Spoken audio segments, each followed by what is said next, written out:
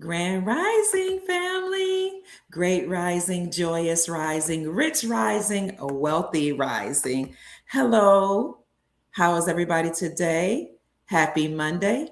It's so good to see everybody. Let me tell you, we have an amazing show scheduled for today. So check in, let us know how you're doing.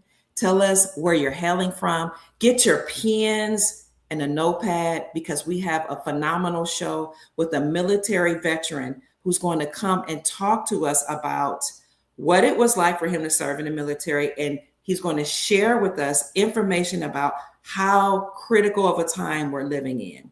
Farmer Dre is not just a farmer, he's a military veteran. He is a biblical teacher, a Levite. He is a husband, a family man, a father. He served this great country for many years and comes from a line of military professionals. So, this gentleman is going to come on today to talk to us about the critical time period in which we're living, how the military can, in fact, take control in cases of disorder, how the military can squelch any wild protest, chaos, military, other military trying to come in and take over. The military can enact an emergency broadcast system announcement, especially if they're in control. So we're really, really excited about Farmer Dre coming on. I'm going to give you some time to check in. Let us know where you're hailing from. We're going to play a little intro music. And he's also going to talk about how they can enact curfew. And not just enact curfew and say everybody has to be in at a certain time. They can enforce it. I'm talking about the military. So as I told you, and I've been talking to you about this for a few days, and I said it earlier this morning, the Save America Act is currently in position to be passed. It has passed through the House and it's being really held up in the Senate. The Save America Act says that everybody here on these lands, in order to vote, have to provide some type of government ID or official ID to prove that they're either an American national or United States citizen in order to vote. Why is it that the Senate is holding that up? Why are the liberal people that's involved in keeping migrants and immigrants here, why are they pushing back a mandate for everybody to show their ID? You got to have ID to drive. You have to have ID to have certain licenses, but you don't need an ID in order to vote.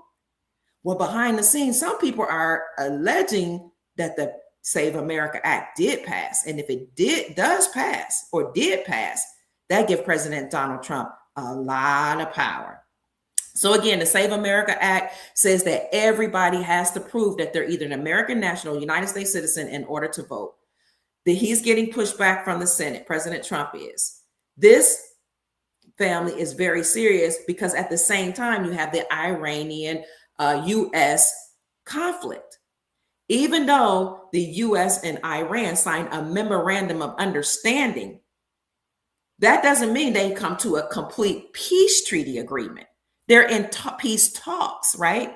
So the deep state could at any time stage a black swan event, a false flag event. Anything could happen that will cause the government to say, you know what? We got to shut down everything in order to gain peace and control of our country. And we could have an emergency broadcast system announcement. I read to you the intel I got just yesterday saying that, in fact, we are headed towards that. So I'm going to let you come on here, family, and take your time. Get you something to drink, please. Get you a notepad, a pen, because Farmer Dre is going to talk to you about how to prepare for an emergency broadcast system announcement and what items you need. Because if they shut down everything, which they've been talking about that for a long time, if they shut down the schools, you do know the Department of Education is being dismantled, right?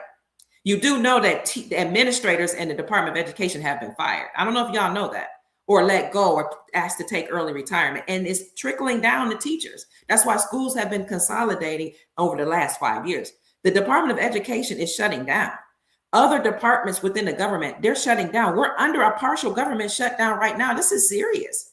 This isn't to upset anybody, but this is to teach you or encourage you to be proactive and prepare. So come on in the room, give me 1 minute to take a break to get some water. And Farmer Dre, our military veteran and our military professional of the Soul Tribe, is going to come on to tell us how to prepare. And he has a bug out bag, not just tools, flashlights, and different seeds and things you need. That's just on his website. But he put that in one bag so that the Soul Tribe, if you don't want to order different individual items, you can get it in one bag. So come on in, check in. 213 people in the chat. Hit that like button. Subscribe to the channel.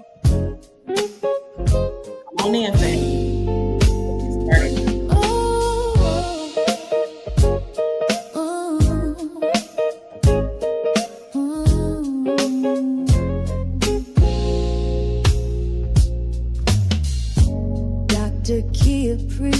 Shining wisdom's light, teaching Soul Tribe how to see through the night. Ancient scriptures and bloodlines she knows, spreading truth wherever she goes. Soul Tribe rising, hear her call, raising vibrations for one and all. Dr. Kia shows the way to a brighter, freer day.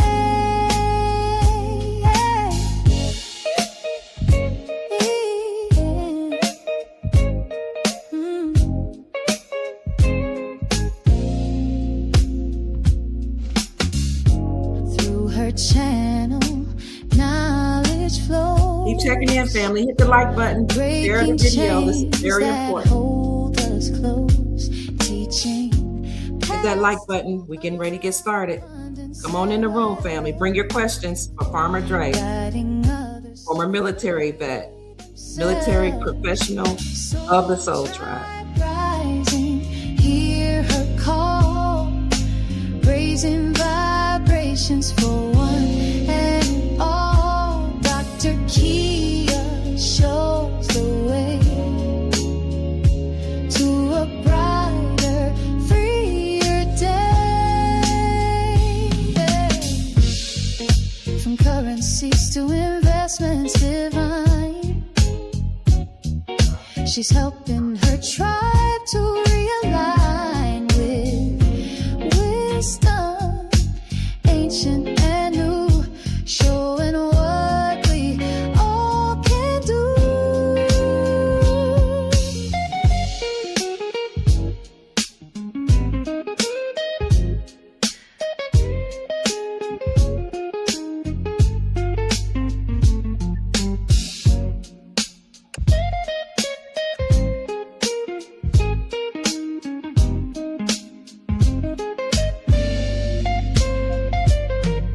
Soul Tribe rising, hear her call, raising vibrations for one and all. Dr. Kia shows the way to a brighter, freer day. Soul Tribe rising, hear her call, raising vibrations for one and all. Dr. Kia lights the way to a new and brighter day.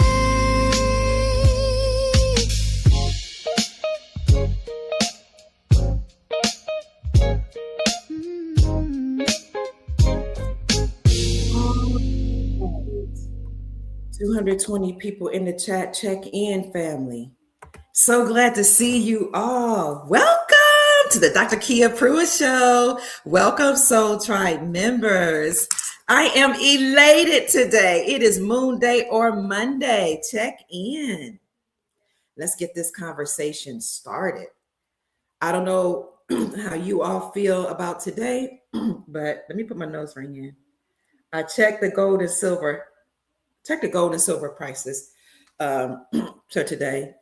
On tomorrow, we are going to have a membership meeting group. So we'll do a report on precious metals, gold, silver, copper, and rare earth minerals. And I'm going to do a report tomorrow about what's going on in other foreign countries with their economy, their banking policies, and I'm going to talk about whether or not these currencies are ready to revalue so that you all that are invested in these countries can become wealthy and you can create your humanitarian projects to help society. So that report will be sometime Tuesday evening. Join a private group, hit the join button on any of my videos, including maybe even this one, or just go to the Dr. Kia Pruitt show on my YouTube channel, hit join, follow the prompts, and you'll be in so we can do a financial report, a geopolitical and global financial report for all of you who are interested in accumulating wealth or assets for your family. In the meantime, if you're interested in gold and silver, remember I am an affiliate with Miles Franklin Precious Metals Company. You can give Miles Franklin Precious Metals Company a call at 952-929-7006, or you can send an email to info@milesfranklin.com and let them know you heard about gold and silver from the Dr. Kia Pruitt show, because doing that will ensure you get the best prices in the industry. Miles Franklin Precious Metals Company is an A+ company with the Better Business, registered with the Better Business Bureau. It's a family business that's been operating for about 4 decades now. No customer complaints. Andy Scheckman has been on my show several times. I need to invite him back. The reason why he hasn't been on most recently is because my shows continue to be monitored, flagged. I had shows that were, complete channels that were taken down for me talking about gold and silver because they didn't want you all to know that gold and silver are lawful money. So right now, silver is $58.74. Gold is $4,039. That's a drastic cut from where silver and gold were in the beginning of the year. Silver was $130 per ounce at the beginning of the year. That was a new all-time high. Gold was $5,300 an ounce, new all-time high. But the prices are being suppressed and people are selling off their assets as they anticipate, inflation rising, interest rates rising. And people are like, look, with the economy being the way it is, gas prices going up, food price, everything's going up. Some people are selling off their assets just so they can live. All right. So if you want gold or silver, contact Miles Franklin Precious Metals Company at 952-929-7006. So what are we talking about today? Today, we have an amazing guest, a military veteran who has served our great country. He is a husband, a father of 4, a counselor, and he is a biblical teacher, a Levite, who talks about how to live according to biblical or ancestral ancient laws that will help you, not just how to take the Bible and just, read it just for knowledge, but how to apply it to your life. This young man also is living off the grid. He worked for the military. He served in the military. So please make sure you tell him, if you get a chance, thank you for your service. They put their lives on the line every day. But after that, he went to work for the government. In 2025, I believe, during the government shutdown, he was encouraged or asked to take early retirement. He took the early retirement, bought a significant amount of land, and he and his family moved onto the homestead. They're growing their own food. They're raising their own cattle. He prepares the cattle. He teaches you how to hunt, how to not only hunt, but how to prepare meats properly, drain the blood properly and everything to feed the family. He teaches you how to grow your own food, which seeds are the best seeds. This gentleman has the best interest of the people at heart because he served the country. He loves America. He loves all of those that are here in America. He's not like one race is against this one and one better. This man is a military veteran who's concerned about the safety and well-being of Americans. Okay. So this is why we brought him on today. He's going to talk to us about how to live off the grid and how to live and prepare in case we have an emergency announcement. Now, I've read for you earlier what that emergency announcement could look like, and I'll get into that in just a few minutes. But before I do that, please, family, with 304 people in the chat, and I know more people are going to join, hit the like button, share this video, and let's give a round of applause to our military veteran and service member, none other than Farmer Dre. Hi, Farmer Dre. Welcome. What's going on, Dr. Key? I appreciate that. Thank you. Thank you for that You're introduction. welcome. You're welcome. So it's Monday morning. Yes. Yeah. Happy Monday. Happy Monday. Had a great weekend. Yes, sir. It's good to have you back. Whenever you come on, we have a nice audience that shows up for our podcast. So I'm grateful for that. Yes, ma'am. Thank you for having me. Look, glad to be back. Glad to be back. Yeah, thank you for having me. So, Farmer Dre, you are a husband and a father. Yes. You are a military veteran. Your perspective on what happens in our great nation is probably different from the average person. Right. As a military veteran, first of all, thank you for your service. Thank you. I appreciate it. Thank you for your support. You're welcome.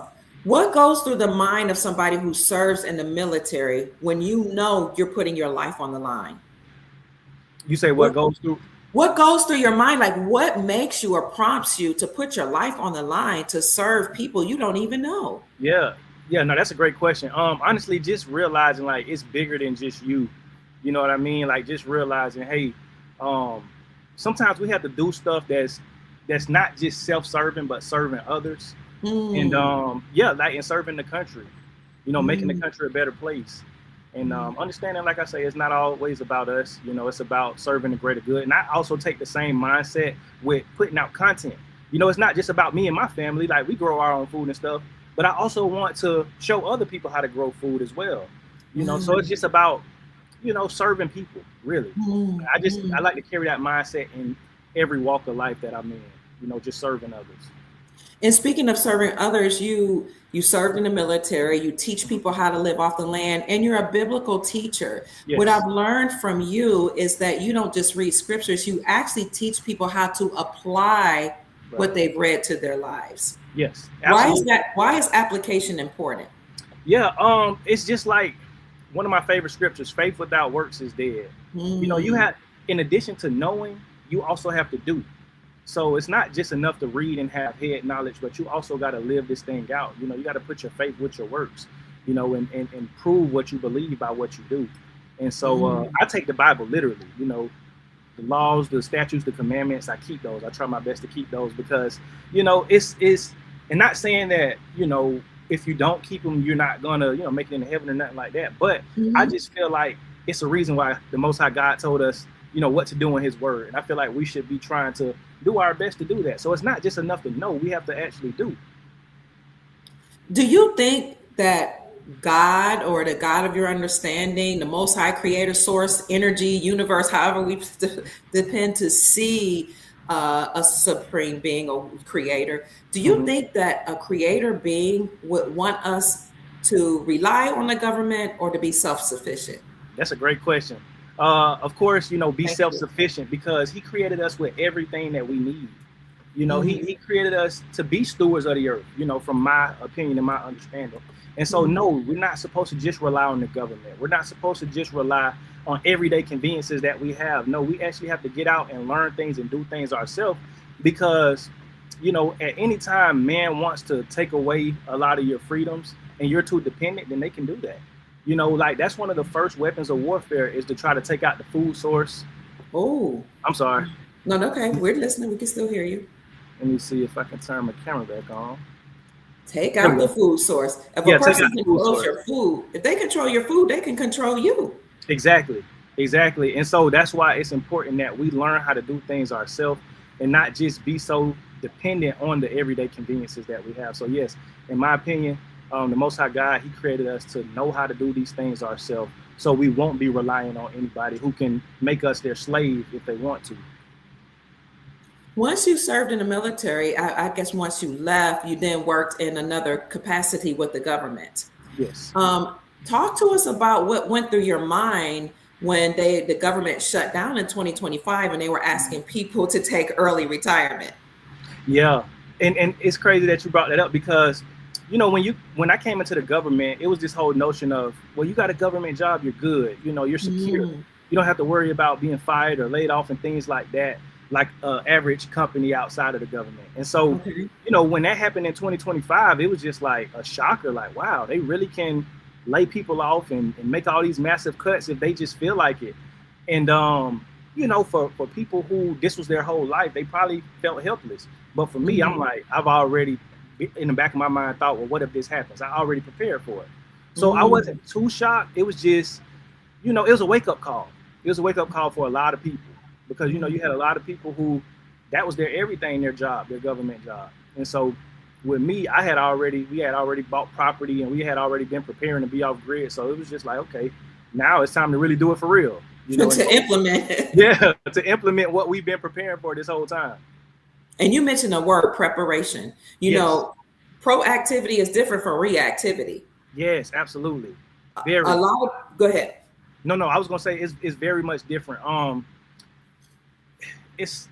you react, it's panic, it's anxiety, it's a lot of different feelings that come with reacting to a certain situation. That's why it's always important to just prepare, even a little bit. That's why I tell people on my platform, even if you just learn how to grow a little bit of food right now, even if you just learn how to grow herbs, learn to start small. And at least in the event where something, a disaster happens or the grid shuts down, or like you say, martial law or anything like that, you will have the knowledge of how to survive on a basic level. You'll already be thinking about it. So you won't be as flustered. But the average everyday person who depends on every single convenience, like they can't live without their car, they can't live without AC, they can't live without going to the grocery store to get food, they're going to be the ones reacting and panicking and, going out and probably trying to steal and loot and all that type of stuff.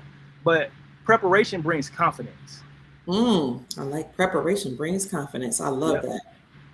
Yeah, it brings confidence. And you're able to see the situation for what it is, and you're able to strategize instead of panicking and reacting. You know what I'm saying? So yeah, preparation is very important.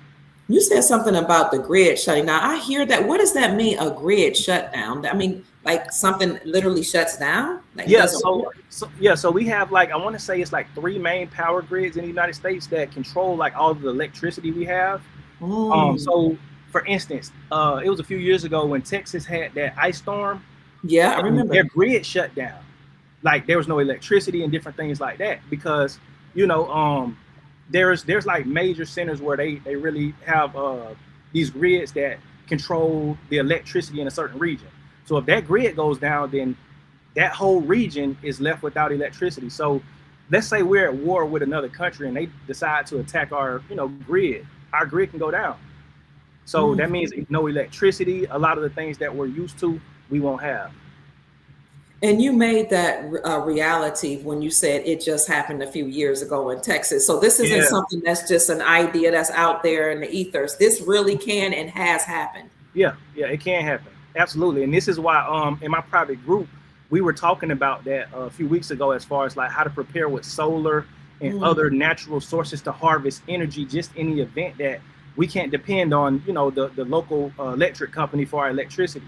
Still having a backup source of electricity, whether it's a generator, whether it's solar panels, or whether it's a natural energy source.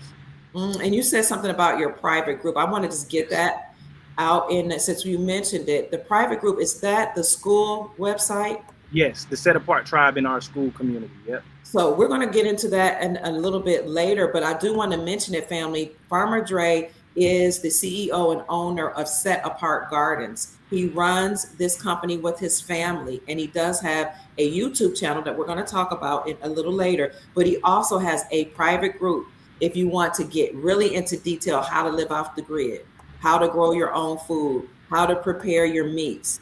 So I'm going to put that in the chat.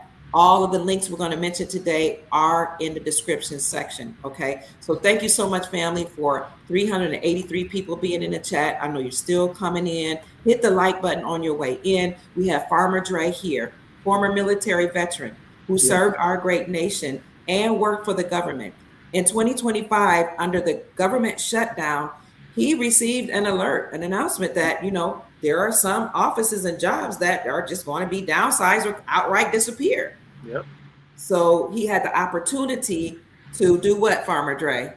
So basically, it was a resignation. You get to resign from your position voluntarily, and they still paid me for like 6 months.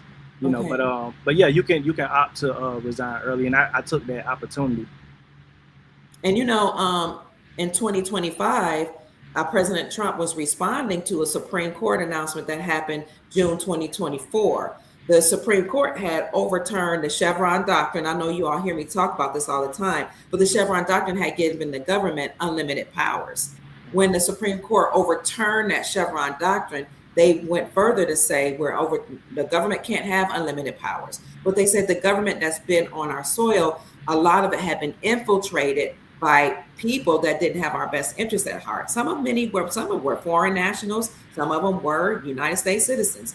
But giving them unlimited power had to stop. The Supreme Court went further to say that the government had 447 agencies that were unconstitutional, unlawful, and treasonous.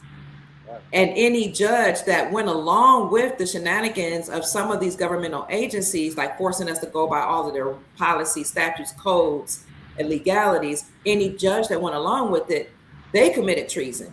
And any judge that knew of a judge that went along with whatever the government was doing committed, and they didn't report it to the president, they committed misprision of treason. So that was decided in 2024. Then 2025, President Trump came back. He created the Sovereign Wealth Fund, which is really just a trust full of, real estate and other assets that will be released to we the people at the right time.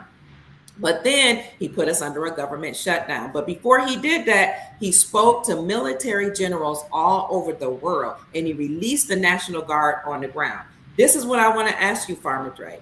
Mm-hmm. Does the National Guard or the military have the power or the authority to actually shut everything down and take control of the government? Yes, absolutely. So that's what martial law is. Okay. Martial law can be declared for a number of reasons. It could be natural disasters. It could be civil unrest.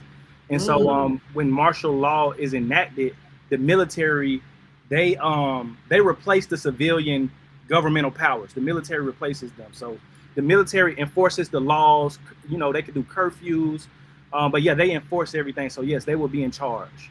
If anything like that was to happen, martial law. I saw that in 2020 when the world was shut down. Yes, yeah, absolutely. Yes, the military has that power.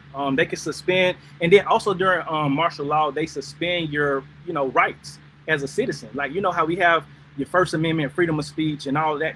They can suspend those rights in the time of martial law. Wow. And can they enforce curfew? Yes, absolutely. Yeah, they'll probably set up like checkpoints and different things like that. But yeah, they will enforce curfew. Good grief. Yes. Now we are in the middle of some type of conflict with the United States and Iran. Are you kind of keeping update with that? Yeah, I've been keeping update. Yeah. So I know they signed a memorandums of understanding, but I don't think that's really a complete peace treaty. No, it's not.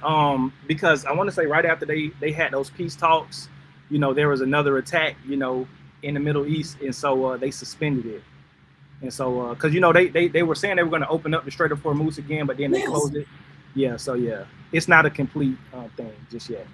So if it's not a complete thing yet, what type of power does the president or the military have? Like, let's say it's not complete and somebody attacks our grid or somebody attacks something here in America. What kind of power do because you're former military, what kind of power does the military or the President Trump have in that? Yeah, at that point, they'll most likely probably have like complete power.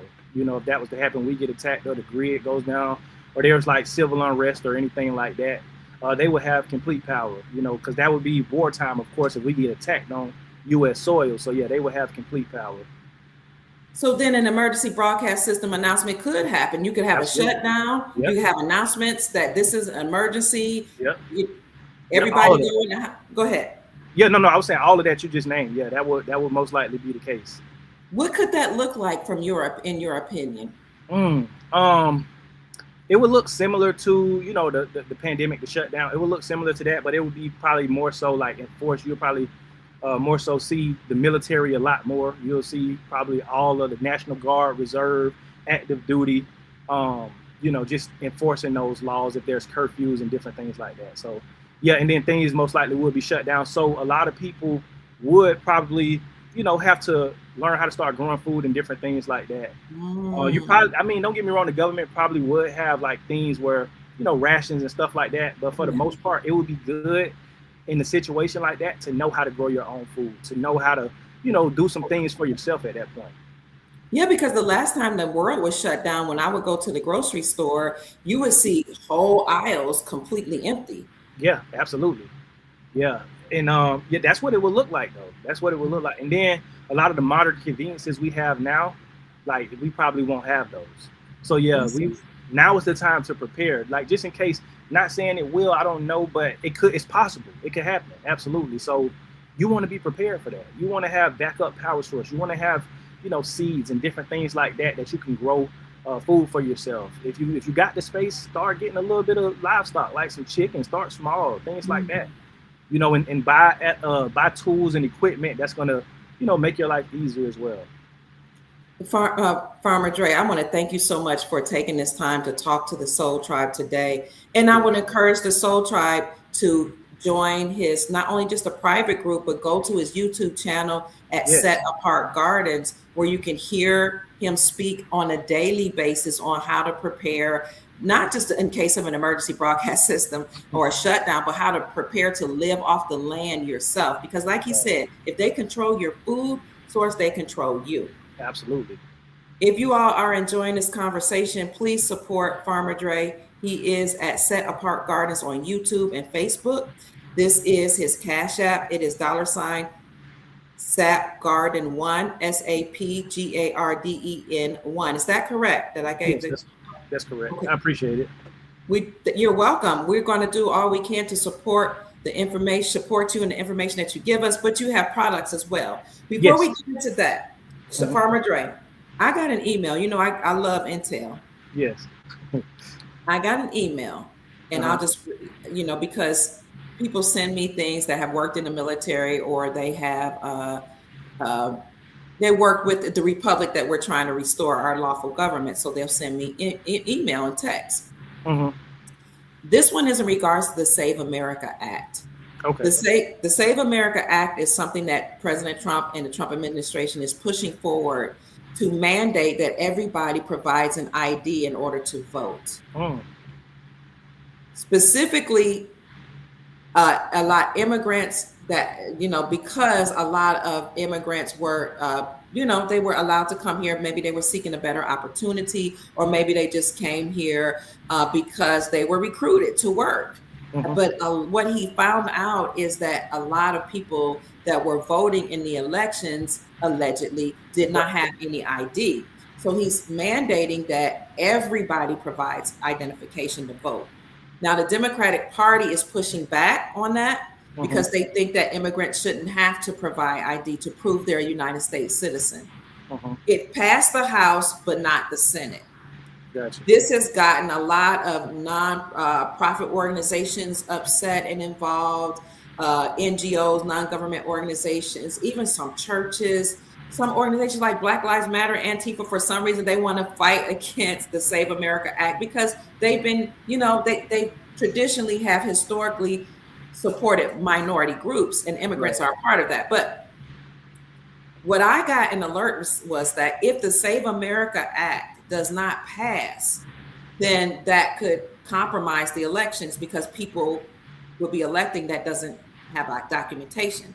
If it does pass, allegedly that gives President Donald Trump a lot of power because now he's saying we're going to have integrity with the elections, which has been under question, under fire for a long time.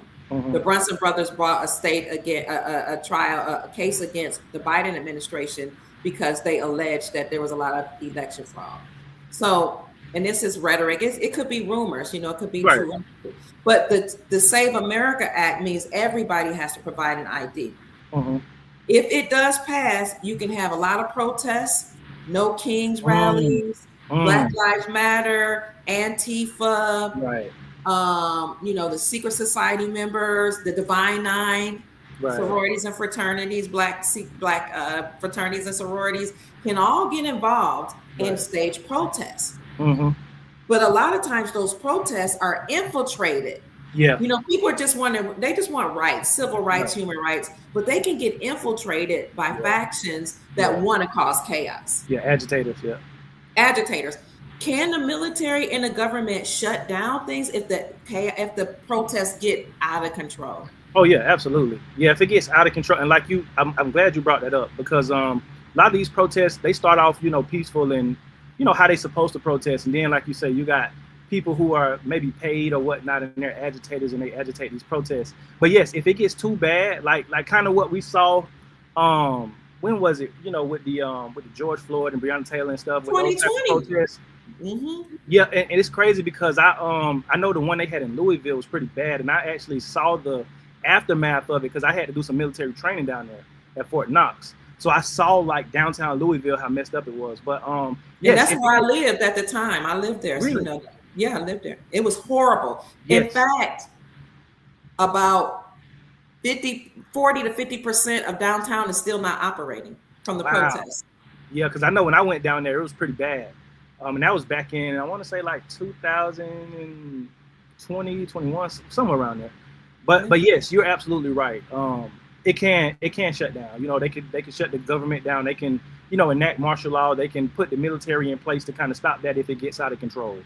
And nowadays, I feel like they're already wanting to do that anyways. They're just looking for the right reason to enact the military. Yeah, I feel like that. Are you at liberty to speak on why they might want to do this? For control. Okay. For control. Order out of chaos type of situation. Thank you for mentioning that. Yeah. I feel like. Go ahead. No.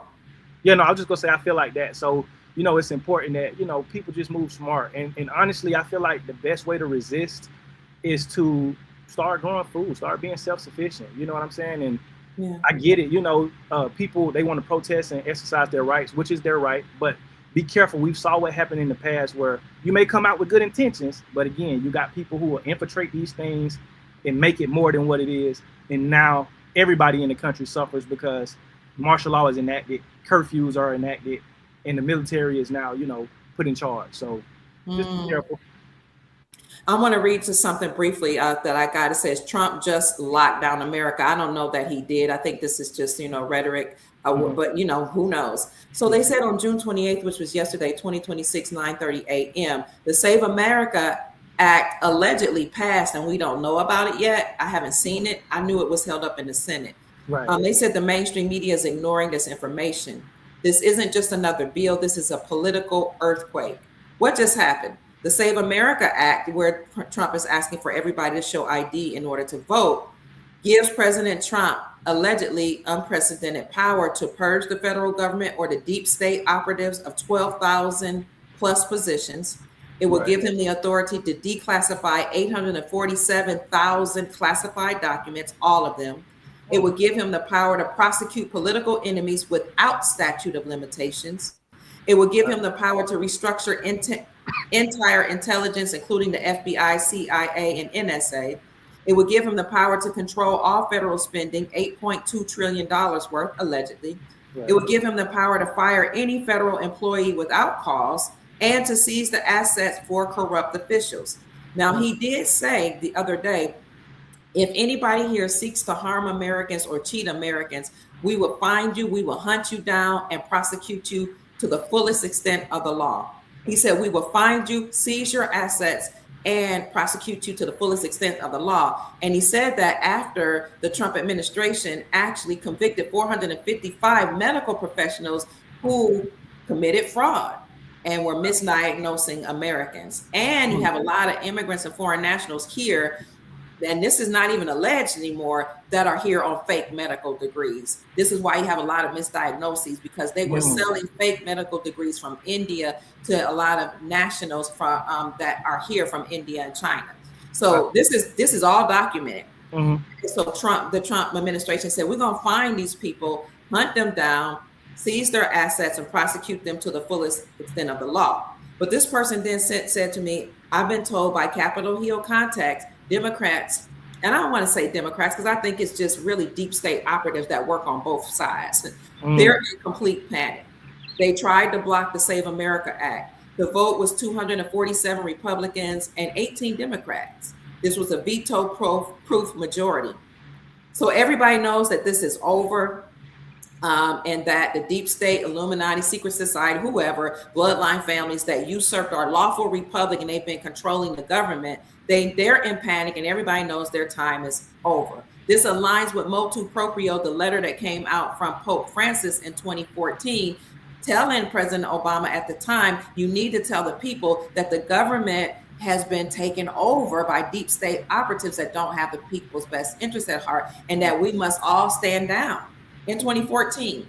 But they didn't stand down at that time. So people need to read motu proprio. I have the video on my YouTube channel where the Pope is literally saying our time is up. The government will be taken over by the Grand Army of the Republic, the GAR, the military, and they will weed out the bad apples and seize their assets. Pope Francis told us that in 2014, and here we are, 12 years later. Wow. So 847,000 classified documents will be released. Every crime, every cover-up, every conspiracy. The FBI agents who spied on lawful people in place, exposed. The CEI officials who orchestrated coups, exposed. The judges who blocked Trump's agenda to expose, corruption, exposed. If you all want to look at all the forced resignations from deep state operatives, go to resignation.info and you'll see presidents, you'll see prime ministers, CEOs of banks, people at every level in every segment of society that were forced to resign because they were participating in crimes against humanity. That is what inspired President Donald Trump to create Executive Order 13818 to freeze the assets of anybody committing crimes against humanity. So allegedly within 30 days, declassification begins. Within 60 days, prosecutions are announced. Within 90 days, we're going to see arrests allegedly, and within 180 days, convictions. This is an alleged announcement I got. The domino effect begins. The Save America Act triggers a cascade collapse. So we know that, things have been happening in the government on both sides. We know that we're in the middle of a conflict with Iran and the United States. We know that banks have been collapsing over the last 5 years. We know that, a lot of craziness is happening.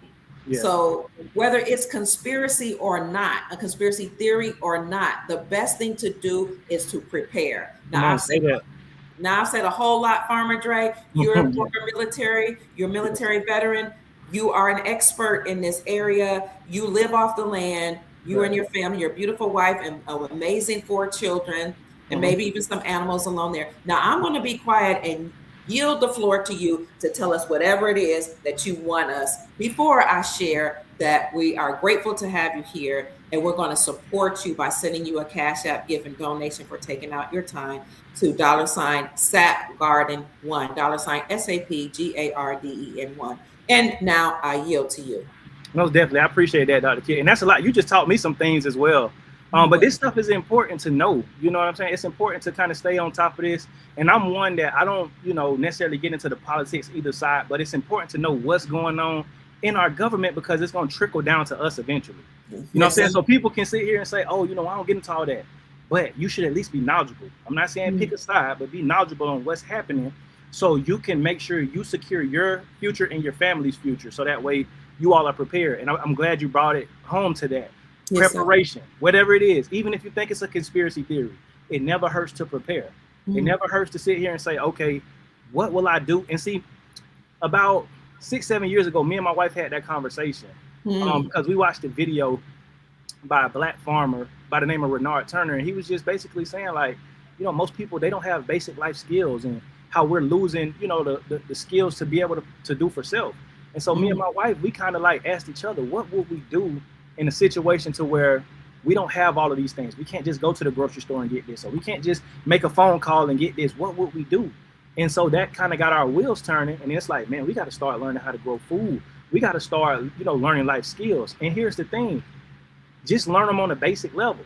Most of our ancestors knew a lot of different things on the basic level. They knew carpentry on the basic level. They knew gardening on the basic level. They knew keeping livestock on the basic level. They knew hunting on the basic level, fishing on the basic level, first aid. We had a whole bunch of remedies and foraging, learning how to identify herbs. All of these things are important that we learn on a basic level, to prepare. So that way we're not always, running to the doctor every time. Because like you just said, with the misdiagnosis of people, you run into the doctor for every little thing and they misdiagnose you. And now your health is taking a toll. How about learning how to start growing some herbs yourself? How about learning how to start identifying herbs? You might have medicine growing in your backyard and not even know it. Like somebody pointed out, I did a video one time, somebody pointed out, they say, hey, you got a whole bunch of goldenrod growing on your property. They say that's healthy. You can use that. You can dry that out. You can make teas, tinctures. And so after doing research, I'm like, wow, I didn't know goldenrod, it can help your, your organs, your liver, your kidneys. It can help you, just in a lot of different ways. And I'm like, I got medicine growing on my property, didn't even know it. So, wow. Yeah. So it's like learning all these things that our ancestors already knew, you know what I mean? And that's why like the bug out bag is so very important as well, because that's just a bag that has essentials that you need in the event to where you have to hurry up and, get out or evacuate a situation, or just have to kind of like rely on yourself. At least you already have a little cushion right there. That's another part of preparation, making sure you have cushion, making sure you have, enough food, water, make sure you have things for shelter, protection. All of these different things are very important to have and to know how to operate on a basic level. So did you want to go ahead and talk about the bug out bag, or do you want to go over it? Because you have some points you wanted to also explain. Which order should we go in? Yeah, I'll go into the points and then I'll talk about the bug out bags and how people can get them and different things like that. Okay. So the importance of having a bug out bag, I kind of just hit on it, but rapid evacuation. You can use your bug out bag in the event of, let's say, a natural disaster. It could be civil unrest to where you may have to evacuate where you are in the city or different things like that. So, you're able to just get out in the event where you got to get out of somewhere real quick. You can pick this bag up and just leave, and you have the essentials in it, and you don't have to kind of worry about trying to go and get resources, where people is looting and all type of stuff. You already got something to where you can just get out quick. So it's for rapid evacuation. Also, you have the critical survival supplies. So basically, in a bug out bag, you want to have food, you want to have water, and you want to have first aid, just in the case where you may need to, in that first aid, shelter. So basically like a tent or a tarp, or learning how to put up a shelter, because, if you're out in the elements, you need to be able to get out of the elements as well. And then sanitation, that's a major, a point of having in a bug out bag is sanitation. And yeah, I'm glad you brought that up. So 72-hour bag. So basically it's enough to last you for 72 hours. Food, water, sanitation, first aid, all that type of stuff. Also, in your bug out bag, you want to have spare medication. So say, you may take insulin or you might have high blood pressure medication. Keep you a little bit extra in there, just in the event that you got to get out, and you'll have that medication. Important documentation, deeds, to your house, different things like that, birth certificates, social security cards, identification, have all that in your bug out bag. And then the last thing is this, why it's important. It gives you peace of mind, knowing, hey, in the event where I got to get out and, me and my family got to get out and we got to survive, I have the peace of mind to know, hey, we got a little bit of a buffer. So while everybody's scrambling and scraping for resources, we already have it. I love it. Yes. Yep. So it gives you all of that. And so what me and my wife and our team has done is we put together, I want to say it's 3 different bug out bags, an affordable one, kind of a medium tier, and then we have a premium bug out bag. And they're all at different price points. And what we're going to do is put it together for you. But what you have to do is go to our website, fill out the form. The form is going to send you an email that basically kind of gauges what you need. And then we'll send you an email when, pre-order, and you can pre-order pretty much. Go ahead. No. I'm listening. Yeah, and I was going to say, so when you go to our website, just fill out that form and, let us know basically what you're looking for in a bug out bag. And we'll put together the bug out bag to suit your specific needs, because everybody has different needs as far as like what they want to focus on in their bug out bag. You know, of course, you have the basic one, which is, you know, you got a food source in there, you got a life straw, you know, a water source, and then you got something for shelter. But if you need something more specific, we can put that together for you as well. I remember the last time you were here, you were talking about essentials that you need for a bug out bag. And then you and I talked about it, and you were like, you know what, it'd be a good idea to, yes, have all the essentials on your website, but also put it together in a bag for the convenience of people. They don't have to try to figure out what do I need exactly, you know. So that was a brilliant concept, brilliant idea, Farmer Dre. I just need to now look for, your wife did send me the website. Now I have to figure out. It's www.setapartgardens.com. Okay, let me go do that. www. I think I accidentally erased it. Okay. Oh, it's beautiful. Divine Waters of Truth just said fire to keep warm, an emergency radio and flashlight. Those are great things to have in a bug out bag. Specifically, the first thing you mentioned, which is fire, and that will be put in it's called a ferro rod, and basically a ferro rod is basically like an unlimited match to where you can, you know, start fires, because knowing how to start fires is very important in a survival situation, especially if it's cold outside. But to cook your food, to boil your water, to purify it, fire is very important. So I'm glad you brought that up, Divine Waters of Truth. Last time you were here, you actually showed us what was in a bug out bag. Do you have that readily available, or should we just I can send people to that video? I can go grab it real quick. Okay, yes, please do. If you have time. So family, this is a very important video today, because we're talking about how to live, you know, off the grid, how to live off the land.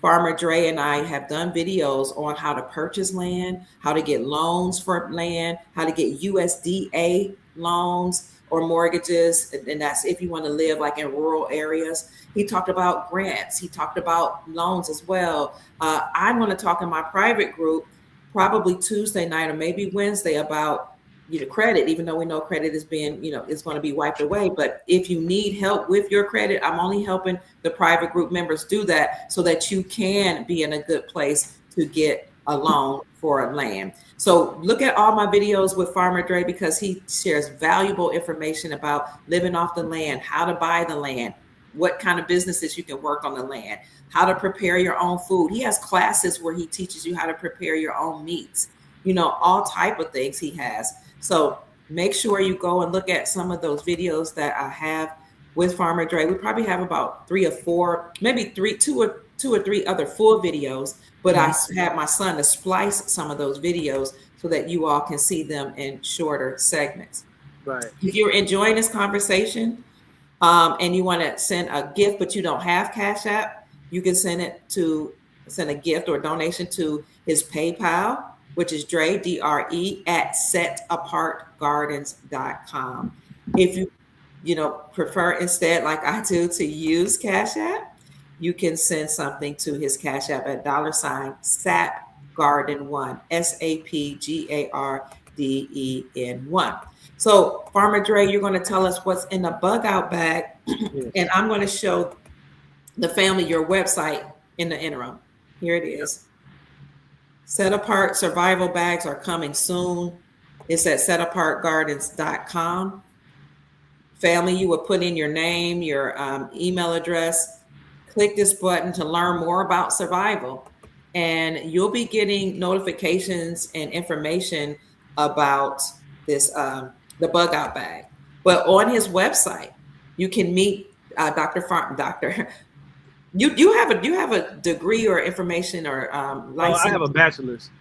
You have a bachelor's degree, and you also are certified to teach biblical principles. Yep. You can meet the family. You can see what they're doing. Food, they're talking about food freedom. You can contact them. They have blogs. They have an academy. And this is about not only just survival, but family continuity. I love this. Bringing the family together to be self-sufficient and to support each other. How amazing is this? You can join a tribe by hitting this button here, and you'll get access to homesteading guidance, homeschooling support, The Department of Education, I told you, is being dismantled. This is why $1.7 trillion of student loan debt was transferred from the Department of Education to the United States Treasury Department, because the Department of Education is a part of the government. It will go away. People don't believe this. Almost all 447 government agencies will go away. That's why people took early retirement. People don't know this. That's why we're now under a partial government shutdown.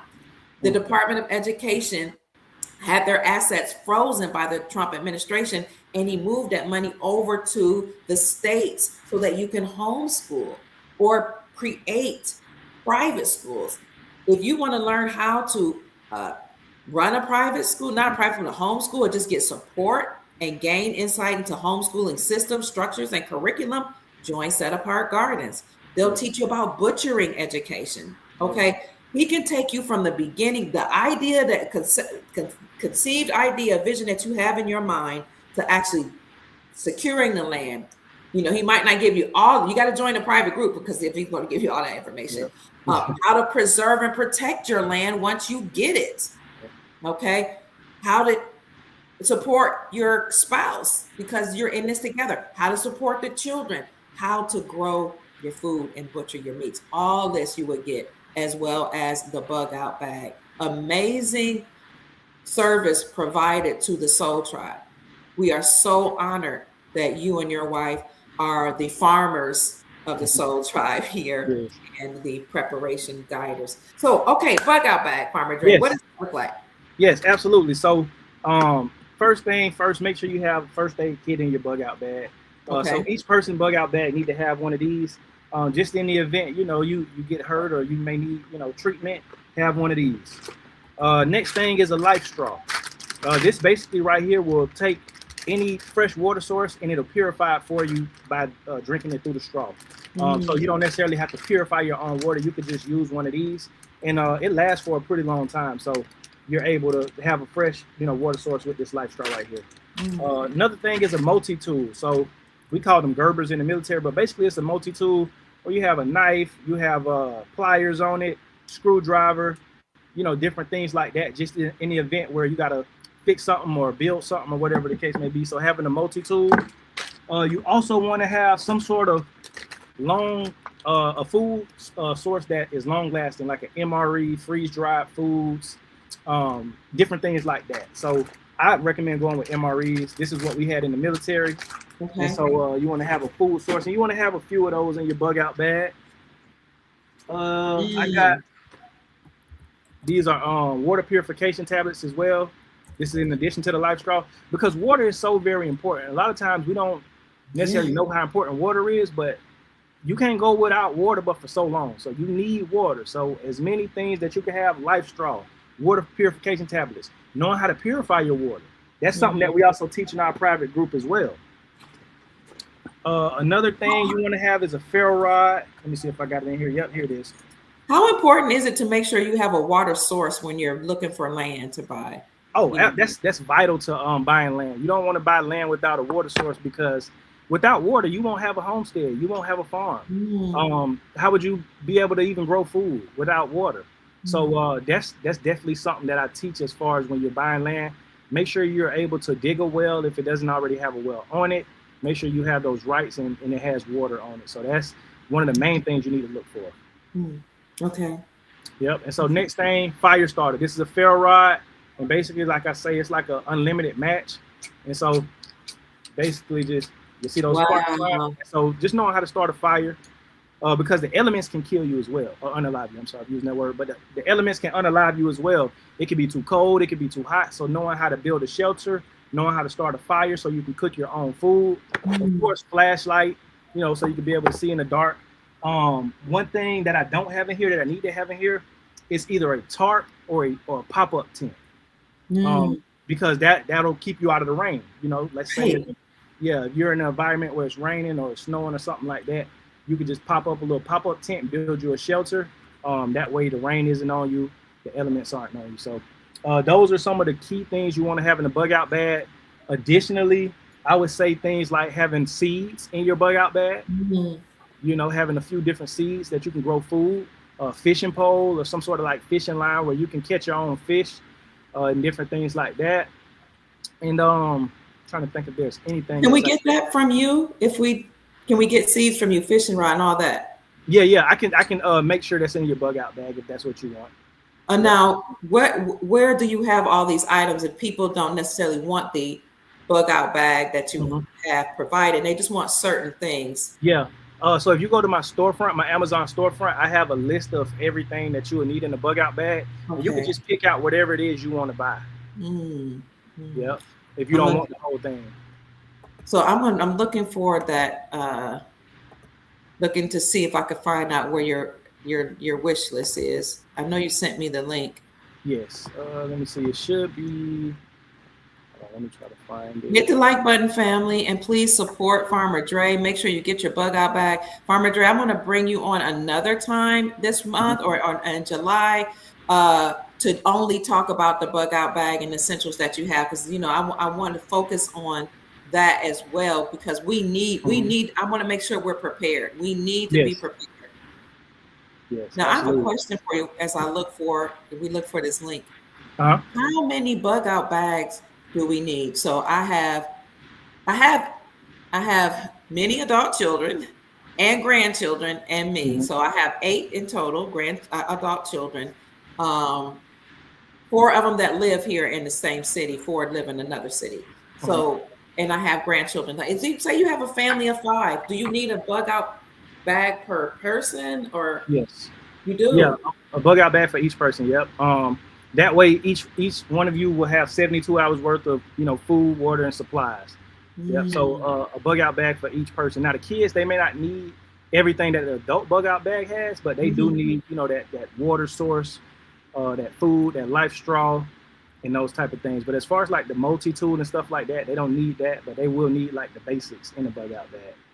Now, what type of food is in that bag? Uh, It's so so what I have is MREs, but you can also do like regular uh freeze dried foods or long storage foods. But I mhm. like to go for MREs because they usually come with whole meals and they have snacks in here and different things like that. So one of these will last you an entire day. So it's basically a lot of calories in one MRE. And So how let's long? say you Yeah, go go ahead. I'm ahead. sorry.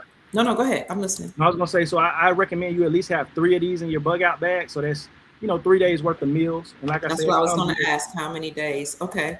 yeah, it comes with like I say, a main entree, sides, and also snacks in there as well. And then like Mm. coffee and different things like that. But and it comes with a heater. You can heat your food up and different things like that. But this is a lot of calories in one pouch. So if you got at least 3 of these in a bug out bag, that's what you should go with. Outside things like toilet paper. Should we be accumulating how? Now we don't know how much. How Mm-hmm. much to get? Yeah, I would say like having a pack of like wipes, you know what I'm saying? Like, your Mm, standard pack of wipes, having a pack of those in your bug out bag as well. That should okay. last you at least 72 hours. A standard pack of baby wipes or whatnot. And Yeah. another thing, I don't know if you mentioned already, a grill, charcoal. Would that be good? Or Um, I feel like that would be too much for the bug out bag. no, I no, would no, say, no. I mean, just in terms of preparation, should oh we have yeah, that? Okay. yes, Okay. absolutely. As a matter of fact, tomorrow in our private group, that's what we're going to be talking about is cooking outside, starting fires, different things like that.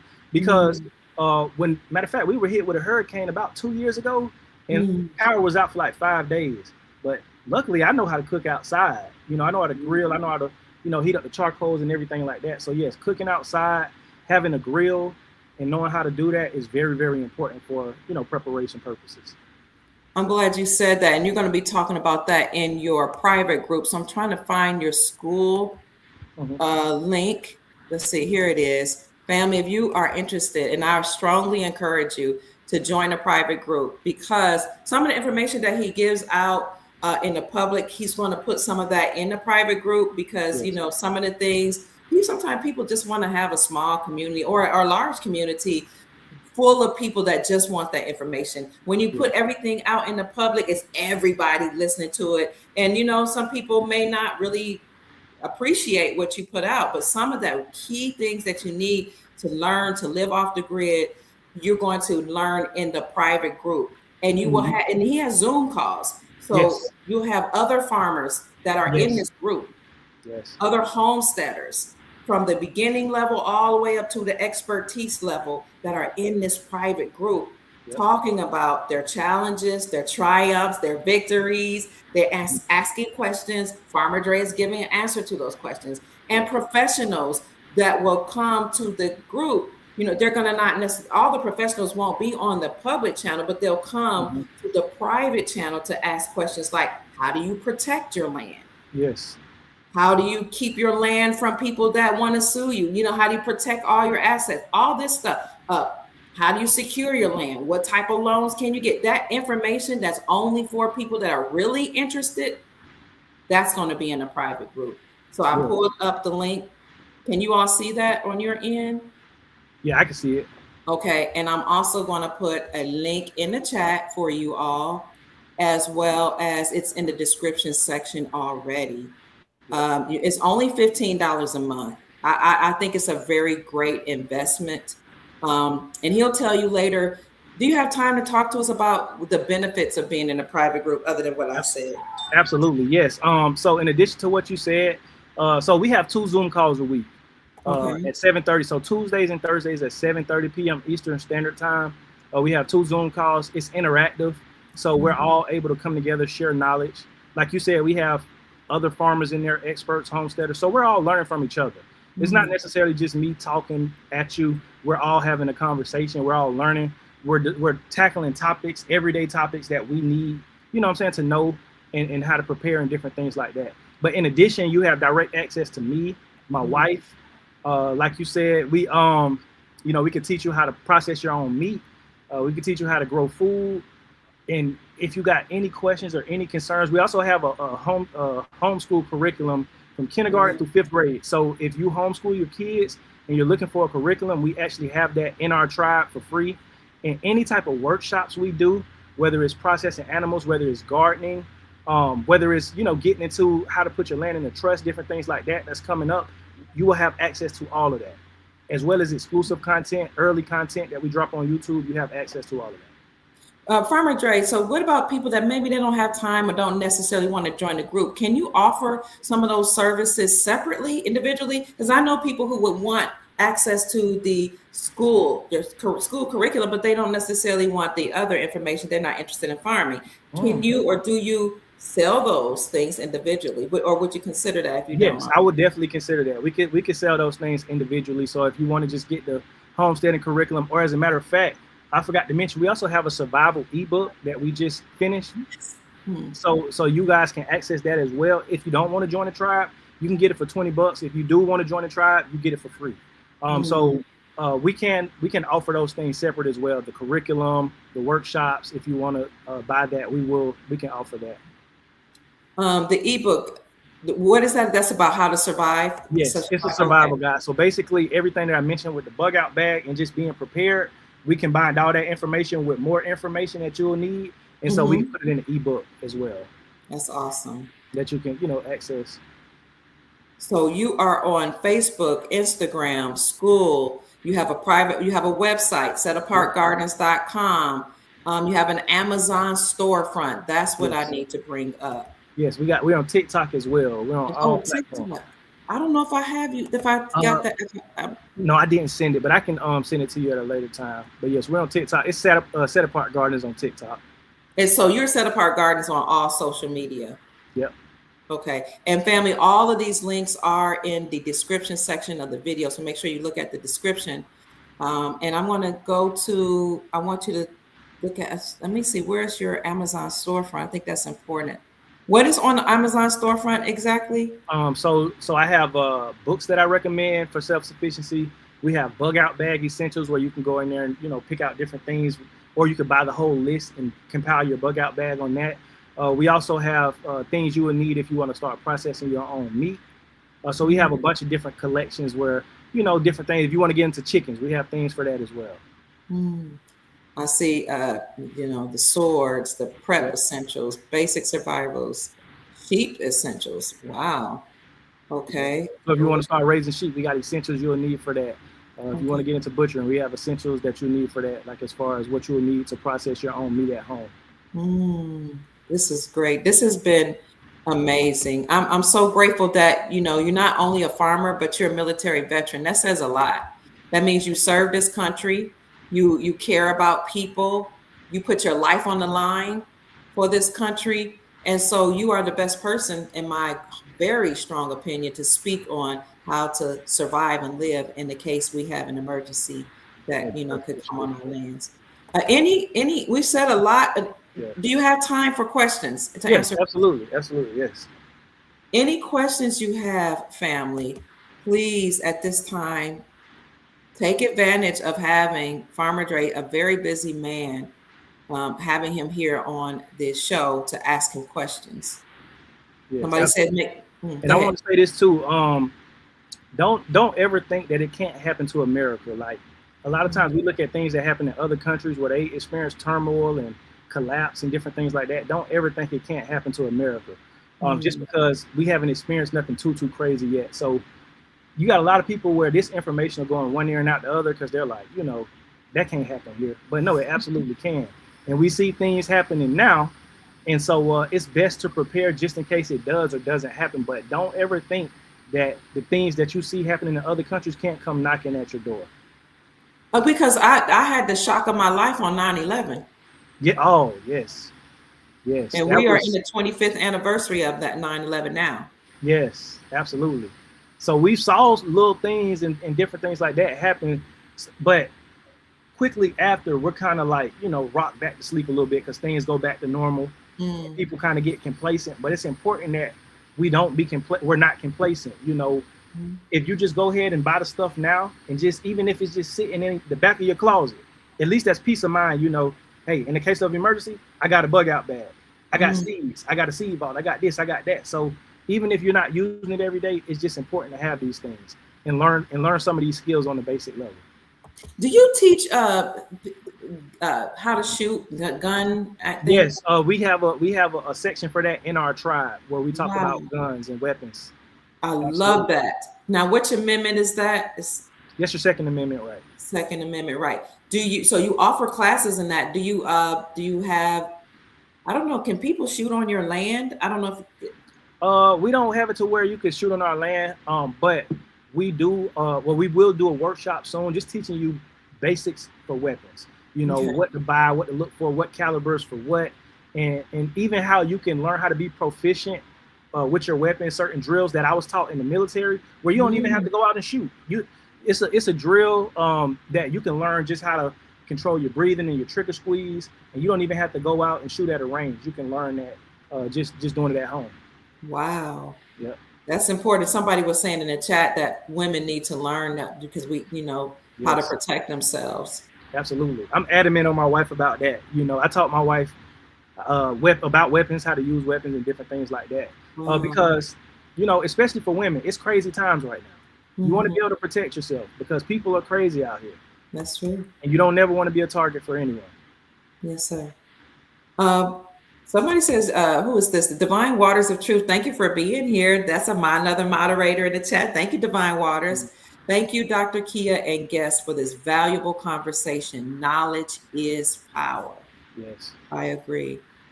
Any questions, family? I agree. This is another moderator. This is Sister Janine. She's been with us for 5 years moderating our chat. She says, our group has a lot of amazing people with great knowledge. We will be bringing us all together soon. Yep, 9/11 was a shocker. I agree. Any questions for Farmer Dre about? I see somebody just posted a question. Okay, thank you. And just like that says, what is the smallest recommended amount of land to consider if you want to start farming on a smaller level? I would say the smallest amount of land is a quarter of an acre is good. A lot of people think when you're buying land, I need 5 acres, I need 10 acres. Man, you can do a lot on an acre. You could do a lot on a quarter of an acre. Let's just say you want to keep chickens, start your garden and a few fruit trees. You can do that on a quarter of an acre. But if you want to have land you can grow into, I would say start with at least an acre, because then you can even have larger livestock on that 1 acre, whether you want to get goats or sheep or even a cow. You can raise on an acre. But I would say anywhere from a quarter of an acre to an acre, that's the minimum amount of acreage to start with. Because an acre is large. It's pretty large. Is it? How large is it? Did you say once it's like a football field? It's a football field, yep. Wow. Okay. Yep. So just imagine you put a house in the middle of a football field, and then all of that space around it. So you can have, garden. You can have a garden. You can have areas where you keep chickens, smaller livestock. You can have an orchard. You can keep bees. You can dig a small pond, all on 1 acre. Now, what type of loans are available to buy land? It's more than just a traditional loan, yes, that you can get? Yeah, you have commercial loans that you could do through the USDA. I want to say through the USDA, you can go through them and get loans. You also have like rural loans where you can go and take out a loan, but it's a shorter term, so it'll cost a little bit more a month. You also have, if you're a veteran, you got your VA loan. You can purchase a home on land, or you can use what they call a one-time close loan, which you can buy the land first and get your home built on the land if you're a veteran. Really? Yes. If you're a vet only. Yeah, if you're a veteran. Well, yeah. But you also have different programs within the USDA. If you qualify, where you can get a loan and you can develop that land. I want to say it's called a rural land loan, where you can take out the loan and you can develop the land and get your house built on it and different things like that. This is valuable. I'm going to keep on going with the questions, but if you're interested, family, in supporting Farmer Dre, make sure you go to his private group, which is that link is in the description section. Make sure you get that bug out bag, or several of them. So you'll go to the website, you'll sign up for information, letting them know that you're interested, and then when the bug out bags are completely available, they'll come back and let us know. In the meantime, if you appreciate, I'm going to my Cash App. If you appreciate this information that Farmer Dre is giving out, please, family, consider just go ahead and give him a donation. I'm going to send you a donation right now to $ Set Apart Garden 1. Let me see. I appreciate that. Absolutely. I'm going to do that, and I'm going to definitely order the bug out bag. Yes, and I was going to say as well, I want to do a broadcast where we're in the garden and we're just talking about, different things you can grow as beginners. Like that's easy to get into, because I get a lot of comments on my videos as far as, well, I don't have a green thumb. But here's the thing, there are some crops that you can start growing where they're like, easy to grow. They're foolproof. So even if you don't got a green thumb, like they'll still grow. So I want to go into like what are the easiest crops to start getting into growing, especially for survival scenarios, because a lot of people don't realize, like, you can just in 5-gallon buckets you get from the store, Lowe's or wherever, you can grow potatoes in there. And potatoes are, a crop you can grow any time of the year, whether it's cold or hot, it don't matter. You can grow potatoes. And those are also calories. They're calories. I was going to ask you if they're healthy potatoes. Okay. Yeah, potatoes, sweet potatoes, they have a lot, minerals you need, and also they're filling, their calories. And usually what I tell people in a survival situation, grow calories, grow things that are going to get you through. Winter squash varieties, those things last for a long time. They have a long shelf life. So grow calories in a survival scenario. But I want to do a live broadcast where we're talking about that. Together, or in the private group, right? No, together. We could do that together for the people. Actually, I got a real popular video talking about the top 5 crops to grow for survival. So you can check that out on my page. Okay. And we can also do a live video on that if you would like. Why am I not seeing Set Apart Garden? I'm going to my Cash App. SAP Garden 1. Okay. $. SAP GARDEN 1. Because I know we gave before. Maybe I'm spelling something wrong. Set. Who's that barking? Oh, those are my we breed German Shepherds as well. So those are my dogs in the background. So that means you sell them? Yes, I have puppies available right now. My mom wants she's always talking about, I don't know why, German Shepherds. What's special about German Shepherds? They're the 3rd most intelligent dog in the world. They're very protective over their family. So they'll protect your kids. They'll protect you. They're very loyal. And that's the reason why the police use them. Military uses German Shepherds. They're very intelligent, easy to train, and they'll be your best friend. I love that. I'm on Set Apart Garden 1. Family. Did you put? It's not Set Apart. It's SAP Garden 1. So that's it. I'm sorry. Okay, family. If you are enjoying Farmer Dre, please ask him a question. Please feel free to send him. Let me see if there's any questions in the chat. Do you ever do a video where you're showing people your gardens or your Oh yeah. land? Oh Okay. yeah. Yes. I live stream a lot, and that's where we're in the garden mostly doing work in the live stream. So if you Okay. go to my page, my last few live streams have been in the garden. Okay. Oh, I do see you. It comes under DeAndre Wilson. Yes. Family, I'm gonna send you some money. God bless me this week, so I'm gonna send you 200. Wow, that's amazing. I appreciate that, Dr. Of Kia. course. So we're gonna start it off be an example of being a good steward, being a good steward of what God blesses you with. Part of that is giving. That's Part true. of That's being a true. good steward, not just managing well, budgeting, but it's also giving to those who contribute to you or giving to those who are in need, blessing people. Like I told you earlier, I grew up in the church. We were taught muzzle not, and you're a farmer, muzzle not the ox that treadeth out the corn. Absolutely. Absolutely. As a biblical teacher, what does that mean? So Muzzle not. basically, the worker is worthy of their wages. Basically, don't muzzle the ox when they treading out the grain. Like, let them eat too while they tread, and like, don't muzzle them. Don't stop them from trying to eat as well. So it's the same thing with people who may be giving you their spiritual gifts.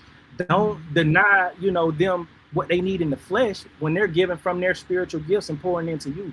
So basically, the worker is worthy of their wages. Give people what they're due. Just like you expect people to serve you and sow into you, sow into them as well. Sow into other people. Here you go. So Thank hopefully you so much, Dr. you're Kia. welcome. It's my great pleasure to support anybody that shares their wisdom, knowledge, and information with the Soul Tribe. So Soul Tribe, please do me a favor. He has a wife. He's only 31, right? Yes, How 31. 31 years young. He has a wife and 4 children. Yes. And he's a young man that's living off the land and leading by example. So I encourage you, family, to support him and his family. This is how they make their living. They're not just feeding themselves and their children, homeschooling their children. They're teaching the world about how to do the same. So, any other questions, family? I thought somebody had a question about dogs. Oh, okay. Let me see. Oh no, somebody asked about do we go over canning food like the Amish do? That's actually something that we're going over in the tribe right now. We have some people who are in the tribe. They're master herbalists. People who can food. People who are into like woodworking, like milling their own lumber. So that's one of the topics we'll be discussing as far as canning foods and preserving food in the tribe. That's in the private group, and that private group is $15 and $15 a month. Now, to get premium information, at some point you might, I don't know if you're going to offer like another tier for like, where you actually like preserving your assets or, bringing in advisors on certain other information, some other things. So family, you want to get in now at the level that you can, $15 only a month. We also have a private group in YouTube. It's $1.99, so $2 a month as well. So you can join my YouTube community, and a lot of the things that we go over in our private community, we'll post on YouTube. So as we're learning canning and we're learning about different things as far as living off the land, that is exclusive content, we'll post that in our YouTube group, which is only $2 a month as well. And I want to drive home the importance of the bug out bag. Now I happen to be aware. I was aware that we could possibly have a shutdown. My son was a trucker, so he was getting information of what to do in case of a scenario where there was a curfew. This was way before they were talking about curfew shutting down the world. He was like, "Mom, I got this notification that truckers can still operate in case of curfew." He's like, "Why are they talking about curfews?" I'm like, "I don't know, but we better pay attention." Yeah. So we got, food, water, toilet paper, all these supplies that my grandmother had taught. But there were a lot of people that weren't prepared. And even though I came on my social media platform, I went on radio stations, I, talked on my platform, prepare. People made fun of me. They say, "You're not a real doctor. Who do you think you are? You don't know anything. You got your degree in economics and social sciences." I'm like, economics is important. You know what I'm saying? You got a master's degree in counseling. You're crack. You're crack. I'm saying they did a whole campaign on Twitter, smeared my name, all on Facebook. It was horrible. But you know what happened a few months later? What? The whole world shut down. And you know what? I want to speak to that. And thank you, Theola, for that cash out. Yes, thank you so much. But I want to talk about that. It was the same thing with me. People were calling me crazy too. And you know, right before the war, you know, the what happened with the pandemic and everything, I was buying a lot of things like crazy. One of the specific things I was buying was ammo. That's something you want to have in your bug out bag as well. Extra ammunition, along with your weapon. But I was buying a bunch of different things, and my wife was like, "Why are you buying this?" And I'm like, "I don't know. I just feel something in my spirit."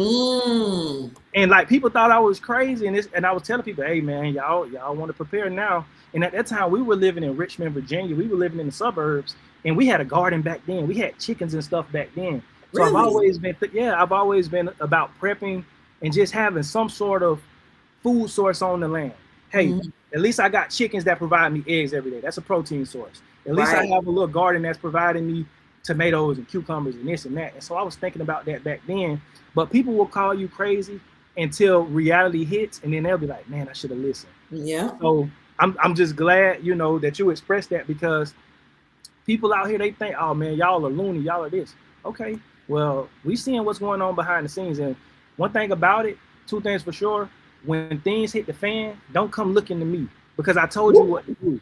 I gave you a warning beforehand, so don't come looking to me to exhaust my resources that I've taken the time to prepare, because you were too lazy, or you didn't believe it would happen. So yeah, a lot of people won't listen, sadly, but that's why we have to go even harder just to push out the message. So one last time, you know, before we answer more questions and then close out, why is it important to have this bag? Just anything you want to say about the bug out bag, the things that's in it is important. The, you know, the clothes, I mean, the stores could be closed. You know, anything you want us to know to drive home the point that we need this bug out bag. Yes. It's better to have it and not need it than to need it and not have it. It's peace of mind. Remember when the pandemic happened and the shelves were empty, people was trying to find toilet paper. Yeah, you couldn't find hand sanitizer nowhere. Sanitation things. True. Go ahead and buy those things now, and it's better to have it and not need it than to need it and not have it and wishing you had it. Even if, let's just say, that bug out bag may sit in the back of your closet for 5 years, at least you know, okay, I got it just in case of an emergency. So I'm able to, you know, have a little bit of food. I'm able to have this, that, and the third, and I won't have to worry about it. So more so it's just peace of mind. And again, you don't want to be that type of person in the day where you need it and you looking at people and you trying to, hey, do you got this, or hey, do you got that? Because people, one thing about humans, we're selfish. And if we got resources in a time of an emergency, we're not trying to share that with nobody else. Woo! So you can't say you're being selfish, Farmer Dre. You got to be. You got, just like on the airplane, they tell you if something was to happen and these things eject, the mass eject out of the ceiling, put yours on first before you try to put your neighbors on. Ooh. Because if you don't put yours on first, you'll pass out trying to put theirs on. I see. So how can I pour from an empty cup if I'm constantly, if you poking the hole in my cup, you poking the hole in my cup, I can't pour from an empty vessel. So I gotta be selfish enough to provide for myself so I can give to people the extras that I do have. So I kind of got to be selfish a little bit, and we all got to be like that. Because what's the point of you preparing a bug out bag and somebody just come and take your resources? And you give, and that's why you're giving so much of your time right now. Absolutely. Yeah, you're thinking ahead and giving all this information right now, because when it SHIT hits the fan, correct. Okay, you ain't gonna be around. You ain't gonna be on YouTube saying, "Hey, everybody, come over here." No, we gonna be living this thing out. You know, they gonna thug it out. You say what? You gonna thug it out? Oh yeah, we gonna thug it out for sure. We gonna be thugging it out here. We gonna be out here planting extra crops. And look, this is not to say we're not gonna try to help people in that day, but it's only so much help you can do without the person trying to help themselves. You got to help me to help you. Woo! Come on through here. So you can go to setapartgardens.com, family. Want to really drive this website out to the community. Share this video, like and subscribe to the channel. More importantly, go to setapartgardens.com. You can go to the website to get your bug out bag, to learn different things about homesteading, butchering, homeschooling. All that is important. As the government Okay, if you don't believe the government is going to completely close, at least know that we are currently under a partial government shutdown. Yes. Farmer Dre, am I Yes. telling the truth? Are we You are. under?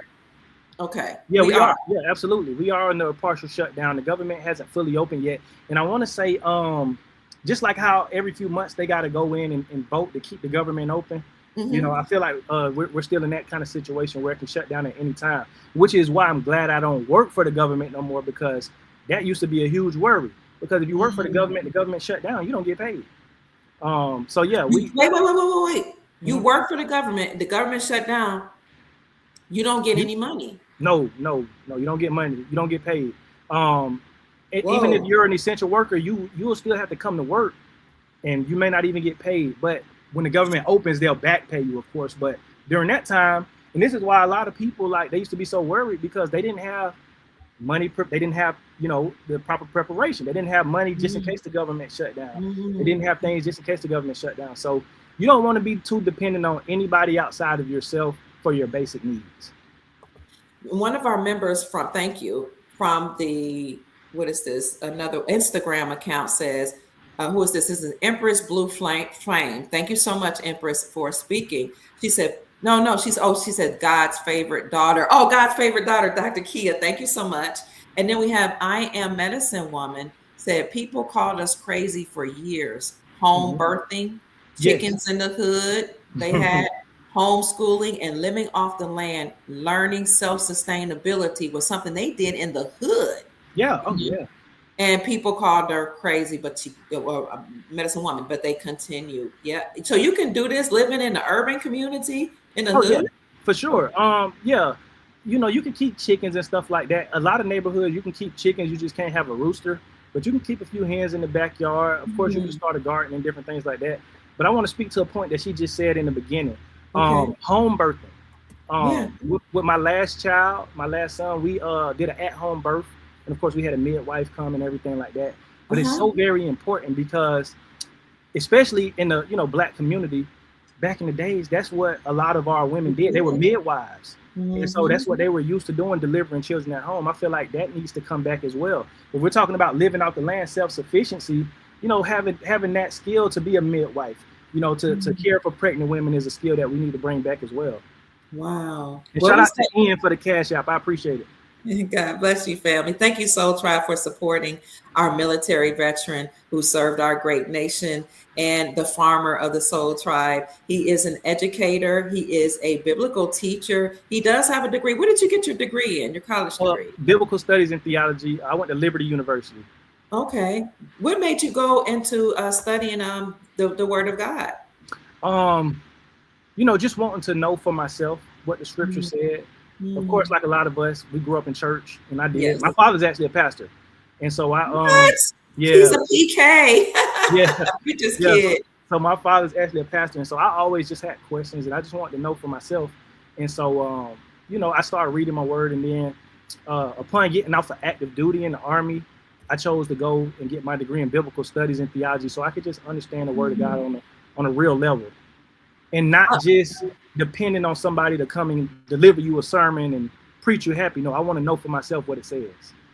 That's perfect. And Chief Max in here, he said, and you can't be dependent on Jesus either to save you, because, it's even the scripture says, save yourselves from this wicked generation, and use the word untoward generation. Why would God or the Son of God tell people to save themselves? Yeah. Because it's faith with works. It's not just faith without works. See, this is the thing. You gotta meet God halfway. You can't just sit here and just be dependent for Him to come and save you out of everything. You gotta work. You gotta do things as well. You gotta prepare. It's just like the wise and the foolish virgins. You had 5 virgins that had their lamps full with oil and they were prepared. And then you had the foolish ones who said, well, we're gonna wait, and this and that and the third. And it's like, but when the bridegroom came, they had to go and refill their lamp. So it's like, be prepared, take action. It's not just enough to I'm gonna just pray and trust God. Okay, but you got to do work too. Faith without works is dead. The Bible says that clear as day. And when the bridegroom came and he was ready to say, come into the feast, as you said, the 5 that were prepared, they went in. The They 5 went in. that were unprepared, they banging on the door at the last minute, Yep. let us in. What did the 5 prepared virgins that went to the feast say to the unprepared when they were begging them to help them? They was like, nah, because if we give you ours, we not gonna have enough for us. That's the same thing with the bug out bag. If I give you what I got in my bug out bag, I'm not gonna have enough for myself and my family. Ooh. So that's why you got to prepare too. See, yeah, the bridegroom, he's great, he's this, he's that. And yes, he has the power to fill your lamps, but you got to go and fill your lamps and wait for him. And when he comes, then you can come into the supper and get everything that you need. But you got to do something first. So yes, absolutely. Absolutely. And then that doesn't mean you're a bad person or mean or anything, but this is the opportunity that we can avail ourselves. And as he said, you can get little by little. You don't have to get everything all at once. If you can afford it, get everything all at once. But if you want to get little by little, then you can go to his Amazon website and you can do that. Do you offer any consultations or do you just do that? I do offer consultations. Yeah, I have a Calendly. I forgot to give you the link, but I have a Calendly where you can book a consultation with me on the Zoom call. I love that. And and I'm sure there's a fee, yes, there should be, because we pay for what's valuable to us. You know, I would say things like, oh, people can't afford, you know, I want to do everything for free.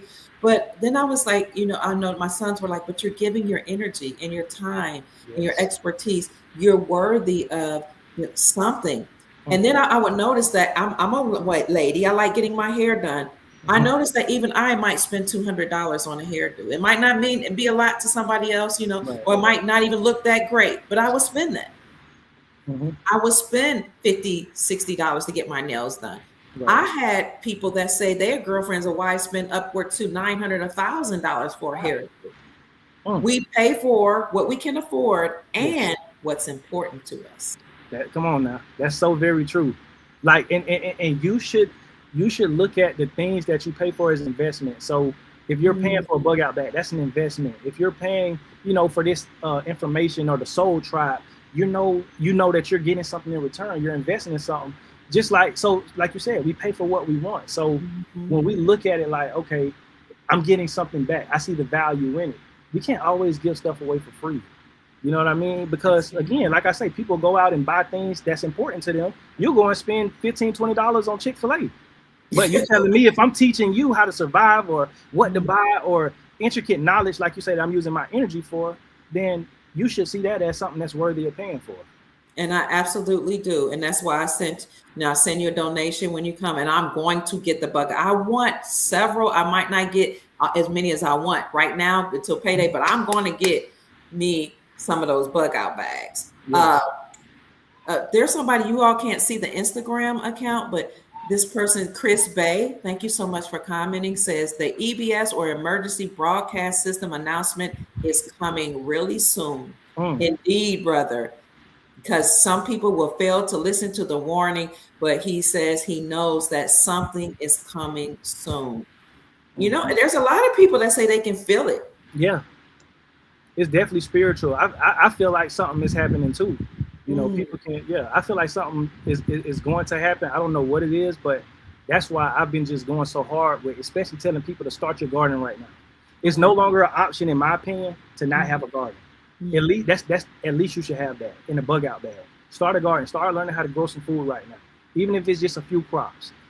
Because we don't know what's on the horizon. And we don't know if we're going to be in charge of having to provide 100% for ourselves. And so if we are, we want to be as prepared as possible and at least have a head start. Yes, sir. Yes, sir. And you said you can grow it in the hood, you can grow in the urban communities. Can you grow stuff in your house? Yes, absolutely. You could buy grow lights and you can grow stuff in your house. Under those grow lights. If you have a balcony, you can plant things on your balcony in containers or buckets or whatever. But yeah, it's where there's a will, there's a way. If you don't have a lot of space, you can buy grow towers, which are like these vertical towers, and you can plant in those as well. But just starting to grow some food right now is very, very important. Thank you so much, Farmer Dre. Thank you, family, for joining us. Thank you for your questions. Thank you for all the Cash App gifts you sent to Farmer Dre. We appreciate you so much. The money that you invest in him, he'll be able to invest in the business and produce more to help us. So I think it's very important for those of us who believe in supporting people who give us valuable information to send donations and gifts. He doesn't get like he's not working a 9 to 5. Right. Yes. So there's no out the mud. Say it again. I'm getting it out the mud. He get it literally out the mud. Come on. Getting it out the mud. Yes. Set Apart Gardens, $SAPGARDEN1 or SAP Garden is how you will find him on Cash App. Yes. I see one more question that I want to answer. Sure. It says, do you offer some type of training on how to keep people in shape? Because when it's time to get moving, you have to be in some type of shape to be able to keep up. I hadn't thought of that, but that's a very important point. And I can do that to keep people in shape, because in the event of an emergency, you may have to walk long miles. You may have to, kind of get out of somewhere real quick. So it's important to be in shape too, for protection purposes, for evacuation purposes, and endurance. So yes, keeping in shape is very important. Callie, I'm glad you brought that up. And I can start talking about that and offering some sort of assistance with that.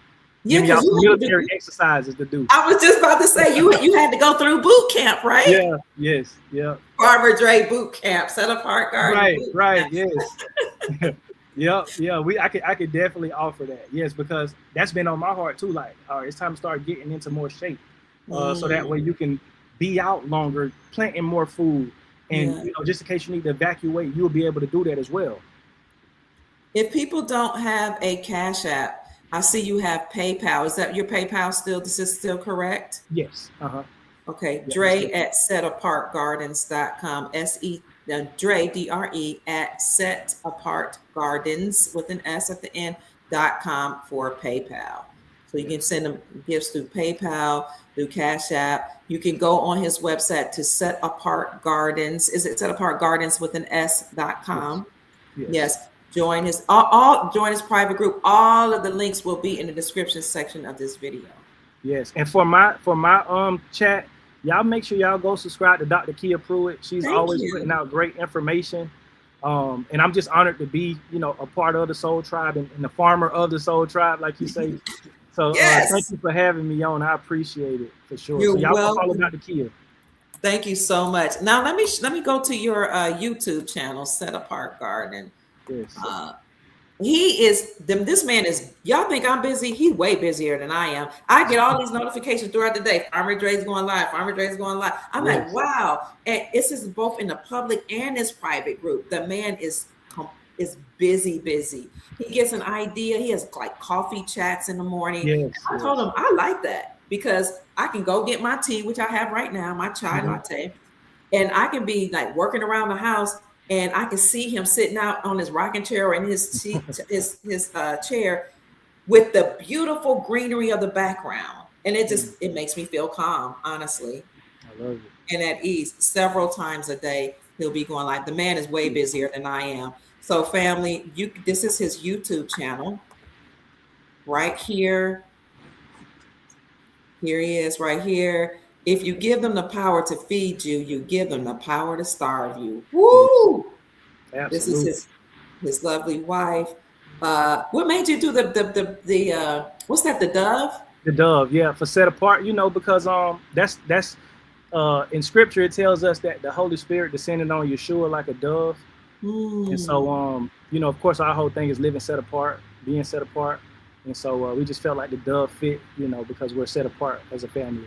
I love that. You have 43,000 subscribers. Family, please subscribe to his channel. He has over 1,000, over 1,200 videos. This is the public channel. Yes, so we got so much good stuff on there. And can I share something real quick, Dr. Kia? Yes, take your time. Ooh, avoid fake meat. That got 28,000 views. Ooh, we need to learn about that. Go ahead. Oh yeah, that's good. I was gonna say, always bet on yourself and know your gift will make room for you. This time last year, when I walked away from my job, it was May of last year, I walked away. And believe it or not, we had only like 7,000 subscribers on YouTube. And we maybe were at 1,000 followers on Facebook. So in the past 12 months, we grew over 30-something thousand subscribers on YouTube and over like 40,000 followers on Facebook. Wow. Just from betting on ourselves and honing in on our gift and being obedient to our calling. So if you've been kind of teetering the line, like, man, I don't want to take the risk of, trying to go into my gift and my purpose, go ahead and do it. The Most High will make room for you. Your gift will make room for you. And that is a scripture, right? Your gift will make room for you. Yes, absolutely. Thank you for that. And YouTube could be the way to go too for some people. If you lose your job or you want to walk away, you have a gift, share it. Yes, share it. For sure. Absolutely. YouTube can be the way. It's a lot of, like, especially while we got these phones, like, I know a lot of times we say this technology is going to be the downfall of us, but it's a lot of good you can do on the phone and technology as well. You can put out these videos like Dr. Kia does, where she's teaching people, and really helping people to navigate through, these perilous times. So you can actually do some good out here. Yes, sir. Any more questions, family? God is Jehovah Jireh. He is our provider, and He is Jehovah Nissi, God, our banner, our victory. Come on through here and preach. Yes, say, come on through with the word. I'm an ordained evangelist. A lot of people don't know that. So, oh, wow. I know you mentioned that before. Yeah. Now that's why sometimes I have to calm down when I speak. When you're a teacher or a speaker, you were taught to project your voice. You get passionate. You really do. You do. And sometimes, like when I would preach at churches or outside services, you didn't have a mic. Yeah. Or the mic could go out. You still got to get the message across. Absolutely. You learn to speak from your belly, and that passion is like fire. Shut up in the bones. Come on now. Absolutely. Amen. You're so right about that. I be having to contain myself too when I get on there and I get to preaching and giving a word. So I understand. Yes. Thank you for igniting me with that. You mentioned that God is Jehovah Jireh, Jehovah Nissi, Jehovah Rapha, our healer. Come on. There's a whole bunch of Jehovahs. Come on now, say it. Yes. There's a lot of Jehovah Nissi. Come on, Gats. Tell us some more Jehovah words that He is. All right, you activating me up in here. Any healing techniques you would recommend? I would say Oh, go ahead. I'm sorry. No, this is somebody asked that question in the chat. Yeah, I would say start an apothecary, which is basically a collection of herbs, and because we collect a lot of herbs and stuff like that, so that's what we use for healing and more so preventative medicine. So we take different herbs. Oil of oregano is a great medicine because it's like a antibiotic, but it's natural. Oil of oregano, black seed oil. We take black seed oil on a day-to-day basis. Milk thistle, hibiscus. Like just start an apothecary with different herbs. And I would say more so think preventative. When you're talking about in terms of medication, think preventative. So that's what. And also, get out here, put your feet in some grass. People call it grounding, but I just say put your feet in some grass, and it charges your body up. Just getting back, to the earth, and so just walk around, put your feet in some grass, put your feet in some dirt, let the sun beam down on you, let the earth recharge you. So those are some healing things that I do as well. I love that idea. That's they don't teach us to walk and do grounding or hug trees. They don't. Speaking of foraging, do you remember we used to have a lot of dandelions? I remember growing up. I have a lot of dandelions growing on my property. Wow. A lot of them, especially in the springtime. Yeah, I harvested some this year. My daughter, she was studying biochemistry. She had thought at some point she would go into medicine, and she learned that some people that have cancer symptoms or issues, they drink dandelion tea. I can't say, well, I can, but you can get flagged if you say it will cure certain things, because the pharmaceutical industry really wanted people to pay money for them to feed us with a bunch of chemicals. Exactly. You're so right. And I'm careful on what I say in terms of that, because I had a video get flagged for that about 2 weeks ago, where we were talking about herbs and stuff, and I posted it from the tribe on YouTube, and it got flagged, and I almost got a strike for it. So I'm careful with what I say about that. Yeah. I saw Chief Mack in the group. He said he walked away from his job. He's doing better financially than he was on his job. That was 3 years ago. It's amazing. Somebody just asked a question. Okay. Jehovah Sitkanu, the Lord our righteousness. Jeremiah 23:6. Go ahead, get say Ray. Yes. Jehovah Sabaoth. Ooh, what's that one? Jehovah Sabaoth? I forget. I have to look it Okay. up. But somebody I gotta can in the look that chat. one up. Somebody will know. Oh, okay. Somebody put that Somebody in the chat. said. Somebody said, I'm in Richmond right now. Why did you consider leaving Richmond? It had several farmers. Did the amount of land play a part in that? The reason why we left Richmond is because we wanted to be closer to home. I'm originally from Florida, and so we wanted to kind of be closer to family. So that's why we moved down here. But Richmond, there's, if you can find land up there, definitely go for it. But that's why we moved, is to be closer to Florida. We moved down here. And also, pricing. So land up there is a lot more pricier than down here in South Georgia. You talked about being closer to family, Farmer Dre. At a 7:00 p.m. Eastern Standard Time tonight, I'm going to bring on a sister who her daughter is an adult. Her daughter just kind of went missing. She just, moved away, or just at one time she decided to leave. And then she couldn't find her daughter, Farmer Dre. Her daughter has 2 children. When she found her daughter, unfortunately, they found her daughter just kind of like, what some people say, out of it, where she was suffering from mental health issues. But the daughter did have the presence of mind to call and ask for help. But even though she was having these issues, for somebody to come, because her baby was despondent, they life flighted the baby to the hospital, and the baby passed away. Wow. So now you have a daughter who's mentally not well. The daughter passed away. She had another baby girl in the house with her, and the 2 children they determined were malnourished. So the news got a hold of the story, and it went viral, and they arrested the mom, the daughter, she's a new friend now. They arrested her daughter for malnourishing the children, and the news went viral all across America. Mothers arrested, unalives children, starves children out. But the heart of the issue, from where I see it as a minister, as an evangelist, as a prophetess of God, and as a Soul Tribe member and a mama, the heart of the issue was that she needed help.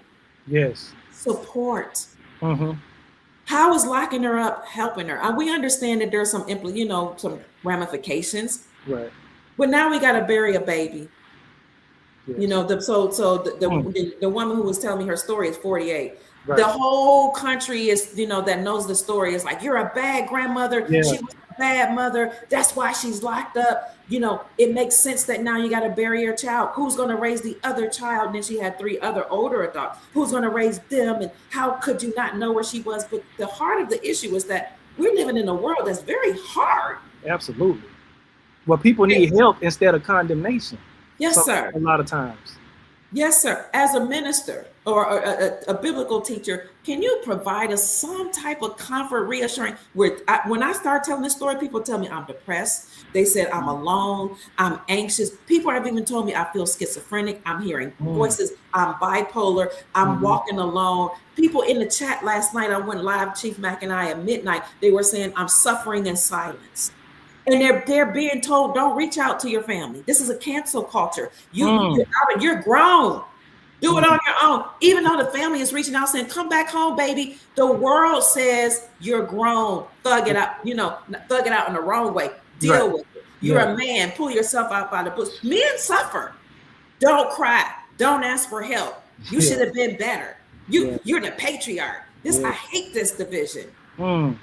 Wow. I hate it. You're the patriarch. Down with the patriarch. Rise of the matriarch. We're better than men. You're going to learn to bow to me. What in the world is going on? Yeah. As a man of God, because I know you are, I watch you. Thank you. Now, as God speaks to in your spirit right now, what can you offer us that are crying out and suffering in silence? That's a great question. I would say, of course, cast your burdens on him, but also this is a time for us to band together as people. And in the word, and I'm loosely translating scripture, but basically it says, share each other's burdens. Confess your sins and your burdens to each other, and y'all help each other. Like where somebody is weak, be strong for them. Now is the time to band together. And here's the thing, like, I know a lot of times we live on social media and things, but we have to kind of censor what we're watching and put into our our ear gates and our eye gates on social media, and let's try to surround ourselves with people like the Soul Tribe or the Set Apart Tribe family where we can come together and we can talk positivity, we can talk solutions, we can build each other up. But let's be there for each other right now and share in each other's burdens and help each other. But it's not a time to condemn. Like you say with that young lady, and I'm sad to hear about her situation, but sometimes people need help. Like you said, she was out of it. So it's like, where are the people that's responsible for, you know, the things that was happening as well? Because I'm sure she wasn't there alone. So where's the other accountability for people, you know, who were around her? But a lot of times we point fingers when we need to help and hear somebody out, hear the whole of a matter before you make an assumption. Most people online, they'll hear a piece of something and they'll go judging in the comments and stuff. But even Solomon tells us, hear the whole of a matter before you come to a conclusion. Because if you don't, you don't know everything that's going on, and you might be what's the word I'm looking for? Man, I can't think of the word I'm looking for. Okay, but take your time. You may be condemning somebody that doesn't need to be condemned because you don't know the whole of the matter. Basically, you're being unjust. You're bearing false witness. That's the word I'm looking for. Bearing false witness. Let's hear the whole of a matter, because you could be bearing false witness against somebody and not even know it. So let's take the time to try to understand each other as human beings. And as people in this country, because we're all going through something. You know, gas prices going up. Everybody's being affected by that.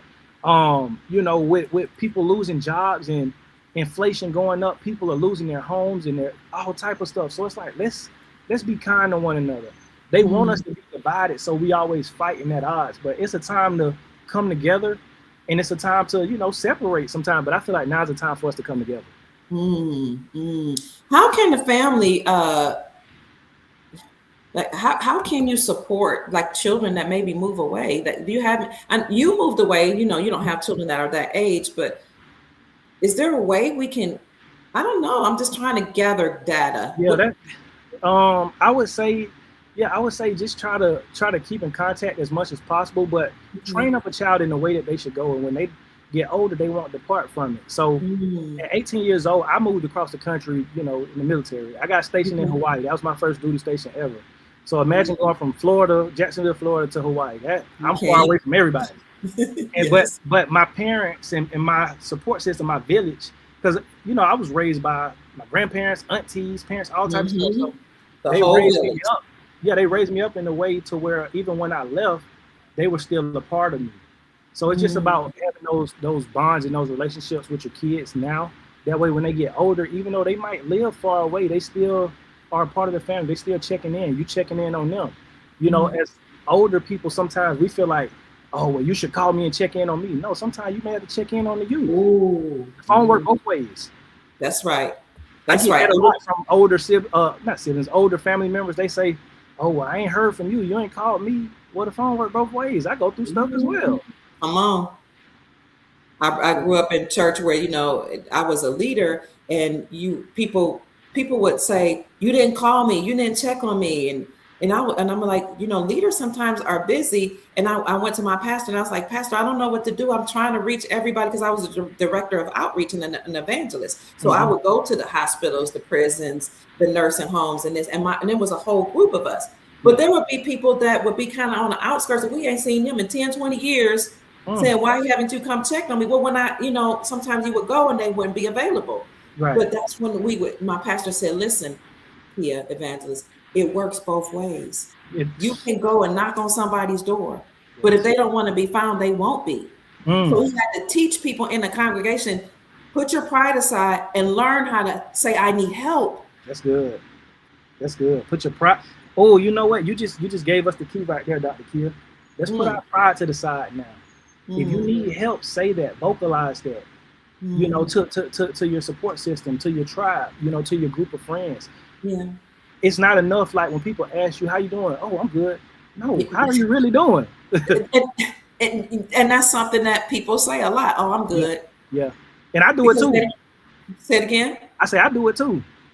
You don't want to be vulnerable. Right. I think that's what it is. You tell me. I don't know.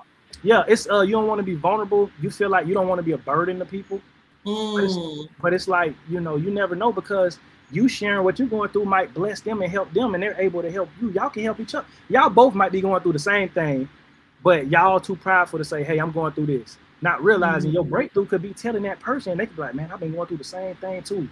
I feel like this, I feel like that. Now you got somebody that you could vocalize that to. So, and let's bring this home to having land. You have, I think, more than an acre. Yeah, we have just under 6 acres. Under 6, wow, that's a lot. Yeah, it is. Can you talk to us how the land can enable you to have, what do they call it when you have multi-generational living? Yes. What does that mean? You know, like it's just building basically a compound, a family compound. Like you say, like when we purchased this land, we had our children in mind already. So we like, when our children get grown, they can leave the nest, or they could just build a house on this land. We can, you know, build them a house or get them a trailer on this land. They don't even necessarily have to leave if they don't want to, but we started with them in mind because we wanted this to be something multi-generational. There's a family that I know who live in the same town as me. Their last name is Berry. So they have what you call Berry Farms. Go check them out on Instagram. Berry Farms, okay. Yeah, and they're black farmers too. And so I got the chance to tour their property. They farm like, I want to say, a couple hundred acres. They do cattle. And their great-grandfather or great-great-grandfather bought, you know, all this land. I want to say like close to 1,000 acres and kept it all in the family. So you got first cousins, second cousins, and they rolled me. I did a video, as a matter of fact, on my channel. It's called "It's More Black Farmers Than You Think," and they rolled me around their whole property. Oh, that's my cousin's house. That's my second cousin's house. Wow. That's my sister's house. And I'm saying, like, they got streets. Like, this is like almost a little small town that they got that's within their family. And they all kept it in the family. So it's a beautiful thing to see. And I said, I want something similar like that for my children.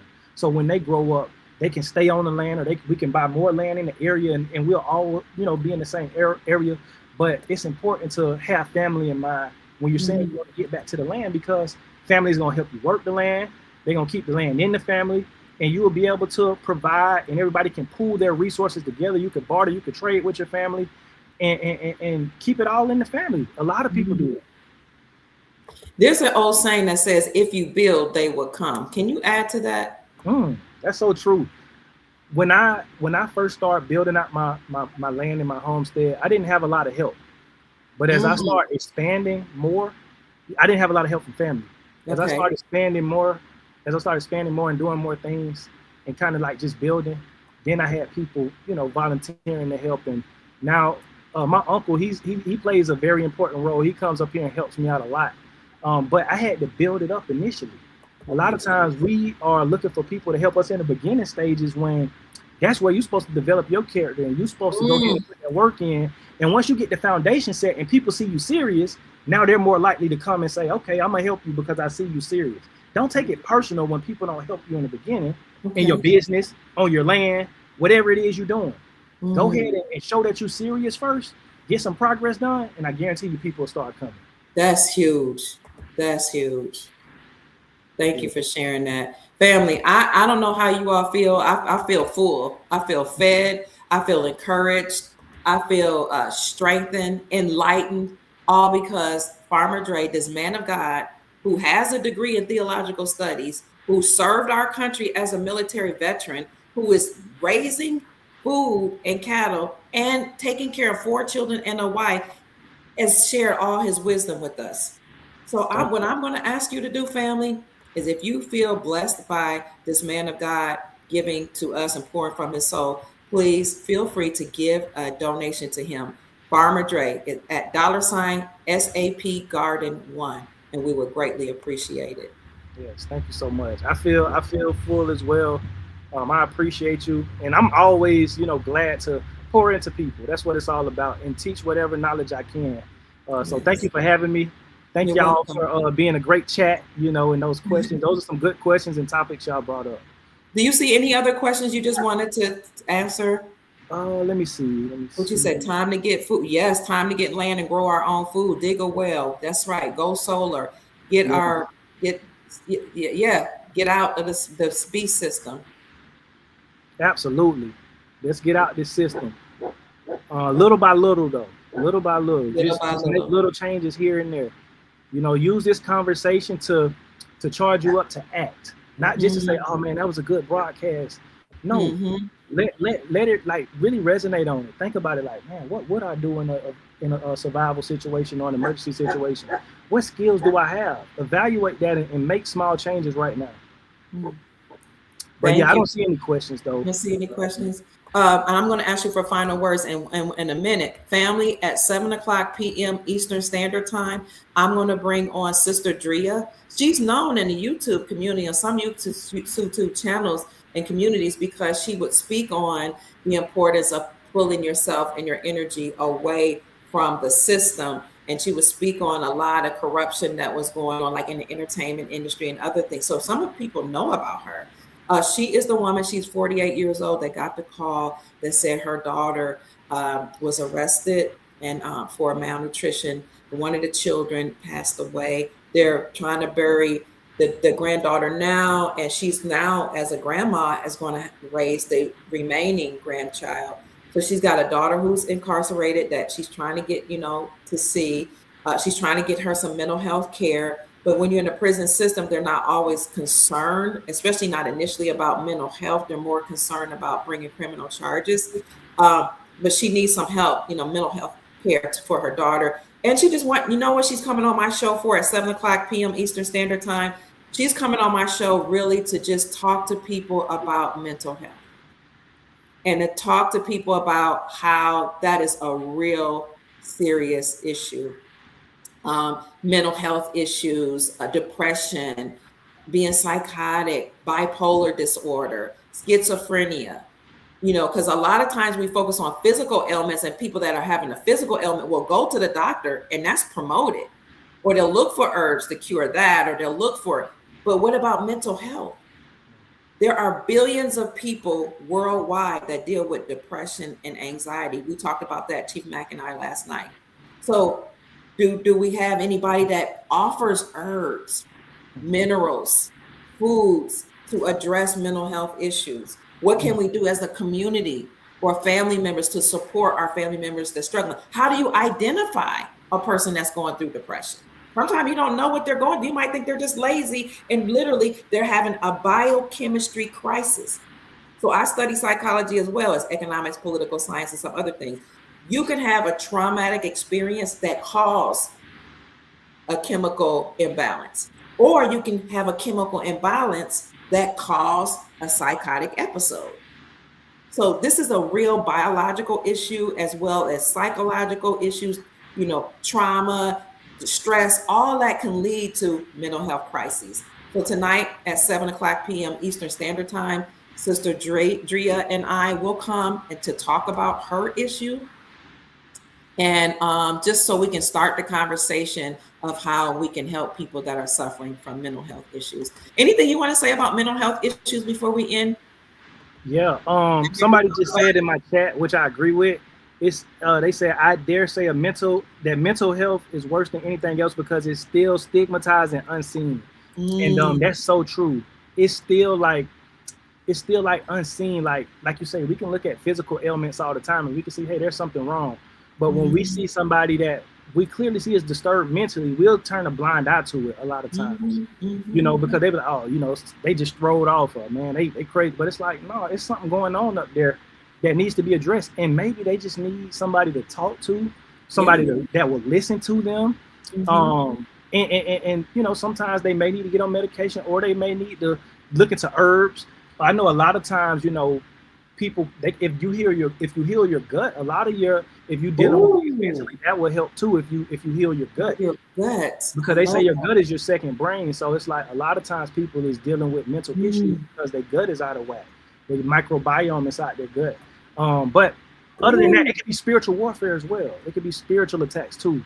So we need to not turn a blind eye to it and just act like, they'll be all right. No, we gotta address these things. We gotta start back talking about therapy. I know that was a good thing too in the community where people was talking about like get therapy. A lot of times people need to get therapy too. Yeah. And I shared my story last night about how I was, I had some issues as a child. Well, I went through, 1 in 4 women are abused. Actually, 1 in 7 boys. But boys, most people don't talk about it because you're ashamed. So here I was, and I had dealt with that issue. I told my mom, and she dealt with it the best way she could. I didn't tell her till I was 14, Farmer Dre.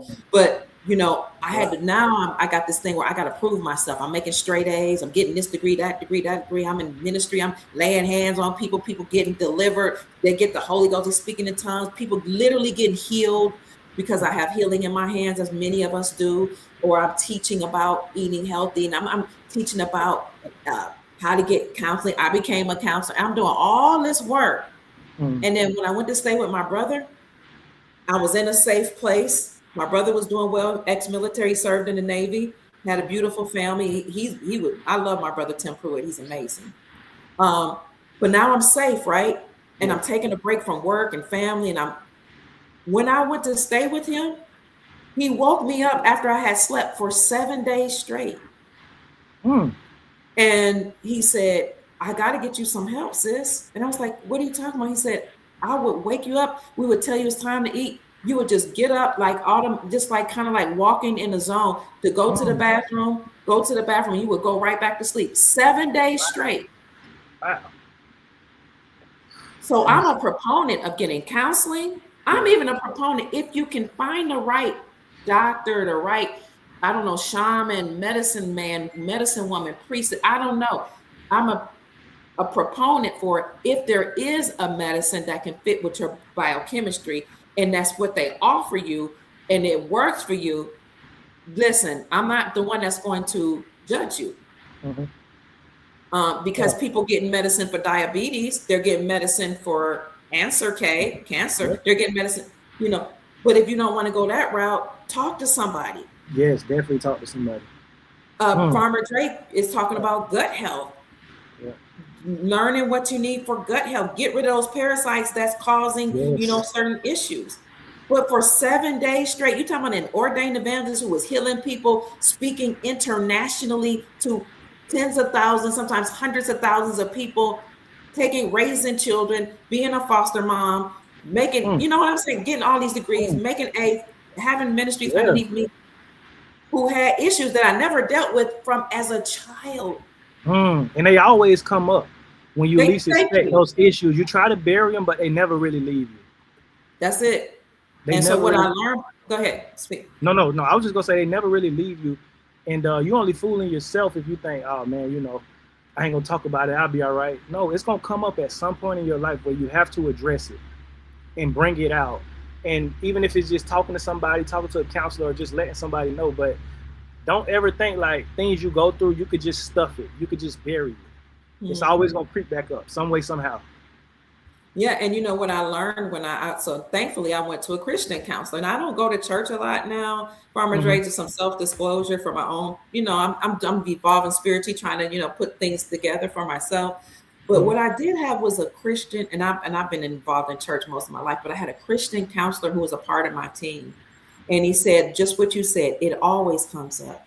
You can bury it, but your self-conscious mind is always dealing with that issue. Yes. At the right time, your body will shut down, he said, and force you to take a break and deal with your issues. Yes, that's so true. And the saying that we heard a lot growing up, sticks and stones may break my bones, but words will never hurt me. That's the biggest lie we ever told ourselves. Because words hurt more than sticks and stones. I break my arm today, it can heal up. And next year, I ain't thinking about my broken arm that I broke last year. But if somebody says something, or I go through something that's traumatic, and somebody says something to me that sticks with me, that'll stick with me for a lifetime. Like you got people who are grown and they still are insecure because of something that somebody told them when they were a child. That's true. So our words are powerful. What we feed ourselves mentally, and what we feed ourselves, what we can hear is very, very powerful. So be careful of the words you're speaking over yourself, but you're letting people speak over you. And like you say, address those things mentally, that you may have tried to bury, traumatic things. Address those things, bring it out to the light and deal with it. Thank you, Farmer Dre. I would implore our family members to gift Farmer Dre with the donation. Send him a cash app to $SAP Garden 1. I led by example. I did send a gift. Family, if you are committed to blessing this man of God and his family with a donation, then please do so now. And you can even put in the chat, hey, Farmer Dre, check your Cash App. I sent you some, bro. I sent you some, homie. Let them know. It. Oh, Deborah, thank you, Deborah, for that. I ain't even checked it in a minute, but thank you, Deborah, for that gift, that Cash App. Thank you, family. Thank you so much for your time, family. Farmer Dre appreciates you, I know. Yes. We encourage you to get a bug out bag. Go to setapartgardens.com and become a private member. All of this information is on that website. Yes. Can you get everything from setapartgardens.com? Yep, you could join the tribe through there. You can do the bug out bag, the ebook. Yes, you can. Here's someone says, Farmer Dre, you are 31 and so mentally wealthy. I appreciate you. Thank you for that. How you say it? Gina Lease? How do you pronounce that? Do you know how to pronounce that, Dr. Kia? I don't. Gina Lease. Yeah, Gina thank Lease. You so much for that. Yes. Sister Janine, you're welcome. Sister Janine, our moderator, says, yes, stop being ashamed to ask for help. We are here for you, Soul Tribe. Absolutely. So any final words before we check out of here, Farmer Dre? Yes. Go ahead. Yes. Go ahead. I'm gonna put up setapartgardens.com one more time. I'm gonna show it while you're speaking, if that's okay. Yeah, absolutely. I would say this, because y'all know I like to always incorporate the Bible into what I'm teaching, but they mocked Noah when Noah was saying, hey, prepare, hey, repent. They mocked him, they laughed at him until the rain started coming down. You know, and then they was beating on the ark trying to get inside to safety. Go ahead and start building your ark right now. Even if people call you crazy, go ahead and start preparing right now. Go ahead and start growing food right now. And over the past year or two, I've been seeing more and more people starting gardens, starting their homesteading. So I'm glad to see that. Go ahead and start the garden today. Go ahead and purchase the seeds today. Go ahead and start buying the things for the bug out bag today and learning skills on the basic level. Buy books, buy physical books that you can refer to in the event where you don't have the internet. Stop depending on the internet so much for things. Get physical books. But proper preparation prevents poor performance. Go ahead and prepare now. Again, people might laugh at you. They laughed at Noah. But when the rain started coming down, they was trying to get in the ark. When things start hitting the fan, people going to be trying to, oh man, I need to see about growing this or see about it's too late then. It's too late. Don't wait till it's too late to start building your safety right now. Don't wait till it's too late. Go ahead and start, even if it's at a small level, at least you got some sort of experience. Because I always say this, God can work with something. If you come to him with something, he can work with that. When Yeshua held up the fish and the loaves and he prayed and it multiplied and it fed all those thousands of people, it's the same way when you have a little bit of something, you got a little bit of skills, you got a little bit of ambition, you know, you got a little garden, God can increase it, he can enlarge it. So go ahead and start, but he can't work with nothing. If you don't got nothing, you can't get nothing from nothing.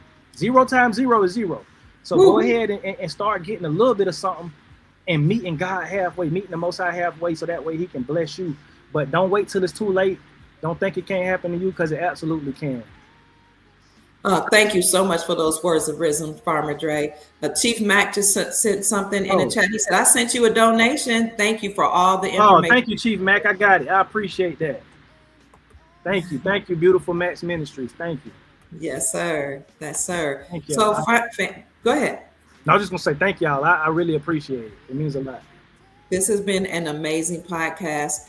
Shout out to your wife for being by your side and supporting this ministry and working, effortlessly, tirelessly to support this vision that you all have. It's Absolutely. A beautiful vision. Thank you. I'll call her Mrs. Farmer Dre. yeah, my wife. Yeah, she a lot of the stuff that's behind the scenes that y'all don't see, she's behind a lot of that. I'm just the voice. I'm just the spokesperson that I get on here and speak because I can run my mouth quite a bit. But she's responsible for a lot of things behind the scenes, so I definitely appreciate her. Without her, it wouldn't be possible. It's two of us together that make this whole thing work. Two is better than one. That's what the Word of God says. Yes, absolutely. It's just easy when you build together, and I love what you are presenting to the Soul Tribe, working in unity and harmony. That's one of the universal principles, the law of oneness, that we're all one, and another one is that that you have two energies, the divine masculine and the divine feminine must work synergistically and in harmony together to have balance. So thank you for being that example before us. Thank So you. that's about it. That's it for me, Farmer Dre. Are you coming on anytime soon, live? Yeah, so I'll probably go live this evening, but if not, I'll be live tomorrow morning for the coffee chat. Every weekday at 11:30 a.m. Eastern Standard Time, we do a coffee chat. I'm sitting right here on the porch where we do it at, and we have coffee. We talk about life. I give you a good word of encouragement, wisdom, whatever it is. I love that. Our chat moderator says, Soul Tribe family, thank you for supporting our beautiful doctor. Thank you, sister. And our wonderful guest, Farmer Dre. You guys are so appreciated. That is amazing. Remember to join me 7 o'clock p.m. Eastern Standard Time tonight to talk to you all with our grandmother. She's a beautiful grandmother. She's 48. Who needs, to get this information about the importance of mental health. Her family's in crisis right now. For her to step away from her daughter who's been incarcerated, her granddaughter she has to bury, now she has to become a mother again and mother one of her grandchildren and say, look, we got to get this message out that people are suffering in silence. That's amazing. I commend her for that. So tonight at 7 o'clock p.m. Eastern Standard Time, we're going to talk about mental health and how our family members are suffering in silence. No matter what ethnicity you are, what nationality, what skin complexion, what kind of religious affiliation, all that, we need to put all that aside and get healed. Yes, for sure. So, thank you, Farmer Dre. We'll support you as much as we can. We love you. We appreciate you, your wife, and your beautiful children. Thank you. Love you all too. Thank you so much, Dr. Kia. You're welcome. We'll talk soon, Farmer Dre. All righty. Y'all have a blessed one. And get that bug out bag from setapartgardens.com. Go to that website, family, and you get all the information you need. Put in even if you're not sure if you want a bug out bag, but you're thinking about it, please put the information there so that you can get updates. Yes. So, and that's about it. So we thank you, family, and we'll see you soon. I love you. Talk later. Talk later. Peace, family. Thank you, family. I love you. Remember to send a donation to SAP Garden 1, $SAPGARDEN1. We thank you so much, family. You are awesome. You guys are amazing. Did you all appreciate that podcast with Farmer Dre? He is former military. He's not just a random farmer. He's a military 31-year-old man, 31-year young man with a wife and 4 children, living off the grid, living off the land. He worked for the government. He served our great nation. And now he's serving the whole globe as the Soul Tribe farmer to teach us how to be self-sufficient. So please feel free to go to his website, setapartgardens.com, and send them your information or put it in the chat. On this sheet. Let them know if you are interested in the survivor bags that are coming soon. So sign up here if you want to be notified when the pre-orders are open, how much the bags cost, what will be included in the survival bags, and how you can reserve one for your household. These bags are being prepared by Mr. Wilson, Farmer Dre, from Set Apart Gardens to help families take a practical first step towards emergency readiness. In case you're not sure if we're going to have an emergency broadcast system announcement, family, I share with you something that I got. It was a text that said that the Save America Act was an important act that said that, they're mandating everyone has ID before they vote, right? Well, it passed in the House, but the Senate is holding it up. But I'm hearing that behind the scenes, it may have really just completely passed even with the Senate. But what happened is that upset the deep state operatives, the few that are still remaining, and they may give some pushback and try to have protests against President Donald Trump for forcing everyone to have ID, mainly, foreign nationals that are on our land that they call resident aliens, immigrants, illegal or illegal. You have to present an ID. The Save America Act protects America because now you don't have people who don't have the best interests of Americans at heart. They might be on our lands as human traffickers or just be here just availing themselves of opportunities, but not caring about us. And now they have to pay a debt to the deep state that brought them here and flew them over here and gave them benefits. So if they have to pay a debt to them, if they get the call that you have to march on the streets and protest against the Save America Act, they may feel compelled to do that. But some of them might just they might want to do a peaceful protest, which they can do. But what happens is when people do peaceful protests against, government action or against the president, they're infiltrated often by deep state operatives that are funded by billionaires. Well, the Save America Act, if it did pass behind the scenes or is slated to pass because it passed through the House, that can cause some people to get angry. So keep your emotions in check and stay grounded. Because if people start protesting and they get out of control, Farmer Dre told us as former military, the government, might shut down completely and the military will take control. When you read and study military law, we are really under military martial law right now. The National Guard has been on the ground since 2020. But in case you didn't know it, in 2025, President Trump, before he shut down the government, he met with the military. Look it up, man. You remember I reported on that. He met with military generals worldwide before he shut down the government, September 2025. Then the government was shut down at midnight, September 30th, leading into October 1st. My birthday is how I remember it. Leading into the new fiscal year, he shut down the whole government. And some people, including Farmer Dre, were asked to take early retirement because he worked for the government. Some people spent the money. Some people paid bills. Farmer Dre invested in land. And now teaching people how to live off the land. Shout out to Farmer Dre. Send him a cash app, please. $ SAP Garden 1, or go to his website, setapartgardens.com. Gardens with an S. But I got an email regarding the Save America Act. Let me read it to you.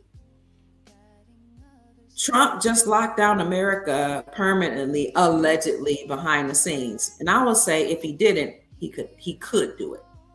June 28, 2026, 9:30 a.m. Eastern Standard Time yesterday, the Save America Act allegedly just passed Congress. The mainstream media is ignoring this. Just like the mainstream media ignored that the United States Treasury Department issued out a report saying that the United States government was insolvent. This is my commentary, Dr. Q Pruitt's commentary. That happened. That report came out September 2025. The media ignored that too. And I didn't even know about it till the beginning of this year. And I reported on it when I learned about this from a military retired Marine. I reported on it. So they don't tell you everything that's happening, but this is not just another bill, the Save America Act. This is a political earthquake. What just happened allegedly? The Save America Act, if in fact was passed or will pass, gives President Donald Trump unprecedented power to purge federal government of deep state operatives, because there were people that allowed people to fly here into our country to get government benefits, welfare, food stamps, to have their anchor babies on the land so the child can get a passport and become a United States citizen, but then the parents would get benefits. Deep state operatives allowed that to happen. They allow our whole airspace, water ports, land ports, everybody could come through our country. We have millions and millions of people that are foreign nationals here, some legal, some illegal. So now that remember, Biden under his administration admitted to flying over 350,000 illegal immigrants. He admitted to bringing them here. His administration did. That was in 2023? Imagine all the people before that came over here. Imagine all the people here that are on H-1B visas that are here, working visas. Many of whom are, from the continent of Asia. They're from India or China. We did reports on that. H-1B visas have to come to a halt, and they will as of 2027, because a lot of people came here and took jobs. If you don't know what jobs they took, professional jobs they took, think of FEMA, finance, engineering, medicine, and architecture. People on H-1B visas, most of them from China, India. and some from China. We don't even know the numbers of the others, but those are just the professional degrees. What about now? They have an influx of immigrants coming in on H-1B visas that are taking the construction jobs, the service industry jobs, the factory jobs, the childcare jobs, the teacher job. Do some research and figure out how many foreign nationals are in this discipline. Go medicine, science, engineering, technology, math, education, higher education, research. They'll tell you. So you have an influx of people on H-1B work visas. You have a bunch of people here on F-1 visas. Those are international students coming to study here. What they'll do is they'll come to study maybe English. Then you leave that program. Then you get an associate's degree, a 2 years degree. Then you get a bachelor's degree, a 4-year degree. Then you get a master's degree. And as long as you fill out that I-20 document, and you're on an F1 status, you can stay here almost forever, permanently. So you get, you say, I'm studying English, you get an associate's degree, the 2 years degree, the 4-year degree, then you go and get a master's degree. And you say, oh, that's not enough. I'm going to get a PhD. Then you do a postdoctoral degree, postdoctoral studies. Then you say, no, I want to go into law or medicine. Then you go and you apply for that program. Then you say, now I want a second bachelor's, a second master's, a third master's. And as long as you fill out that I-20 form, you can remain here on an F1 visa forever.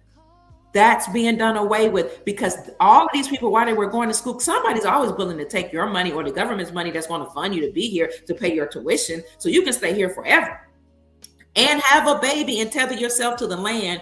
Because your child is an anchor baby now, they automatically are granted United States citizenship. That happens nowhere else in the world, where you can have a baby on somebody else's land and they automatically become a citizen.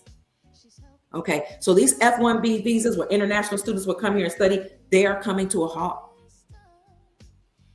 And the anchor baby thing, birthright citizenship, pregnancy tourism, where people would just come and visit our country and deliver their babies, and men that believe in multiple wives, polygyny, would bring all these women that they allege were their wives, and all the 2,000, it don't matter how many women they brought, to come in their second or third trimester, deliver a baby. Who's going to pay for that debt? It costs at least $10,000, the hospital bill. We're not even talking about the doctor bill, the anesthesiologist, the supplies. Who's going to pay all that debt but the American taxpayers and the United States citizens? Or the government will absorb the debt, and then they're going to tax you to make sure you pay off the debt. How do you know that? Prove it. Because under motu proprio, Pope Francis admitted in his letter to President Obama, it has been our policy to enslave African Americans after the Civil War and treat them as chattel property to pay off our debts. Then it's been our policy to enslave everybody, and then we call them citizens, as chattel property to pay off our debt. That's why we're paying taxes, while people come here, deliver their children, and accumulate debt, get mortgages, get loans for their businesses, low interest bearing loans or no interest bearing loans. And they leave the debt and go back to their home country after they fed themselves off the fat of the land, off of accessing your trust. They get fake Social Security numbers. They're not fake. They're not dummy Social Security numbers. Those Social Security numbers are often your Social Security numbers that's granting foreign nationals access to your trust or access to your birth certificate bond. Chief Mack came and told us about how when he looked and he got got control of his birth certificate and authenticated it and went through a process. He looked at the number that they sent him that was attached to his birth certificate bond. Because after we're all born, we get a birth certificate. If you're born in a hospital, they securitize it, exchange it through the New York Stock Exchange. It's accruing interest, put it in a trust. That was supposed to offset our debt. He got his number as attached to his birth certificate bond, looked it up, and there were thousands of foreign nationals using his birth certificate bond number. This is real. That's why we have to save America. Trump isn't racist. He's not xenophobic. That's what the deep state will tell you. That's what the liberals will tell you, so they can get the black vote and the rural white community and all the people that want to forge allegiance with the so-called black Americans. But black Americans are waking up and saying, I'm not going to allow you to use my skin against me, my skin complexion, and say, I need you to protect me. We need folks to help minority. First of all, I'm not a minority. I'm indigenous to the land. We're indigenous. The 1828 Webster's definition of American is the copper-colored races discovered by Europeans, but now applied to Europeans. Just because something applied to a person or a group or a population doesn't make them American. You got to have blood right ties to the land. but people can be United States citizens.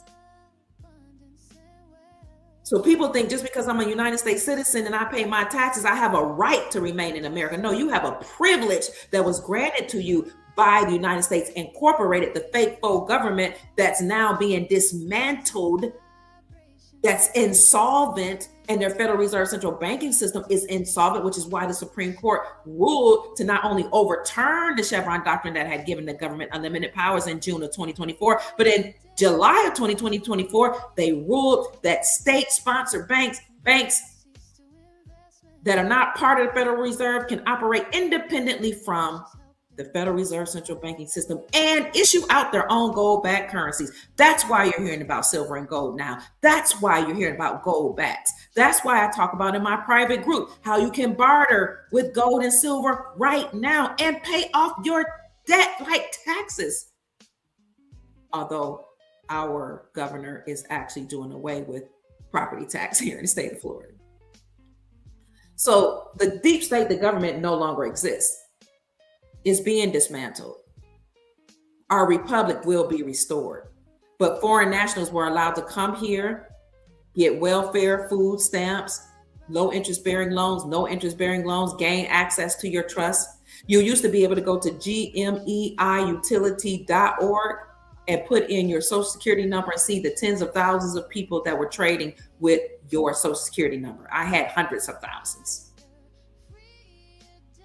Okay, so a lot of people came here and got all this access, and they were called citizens.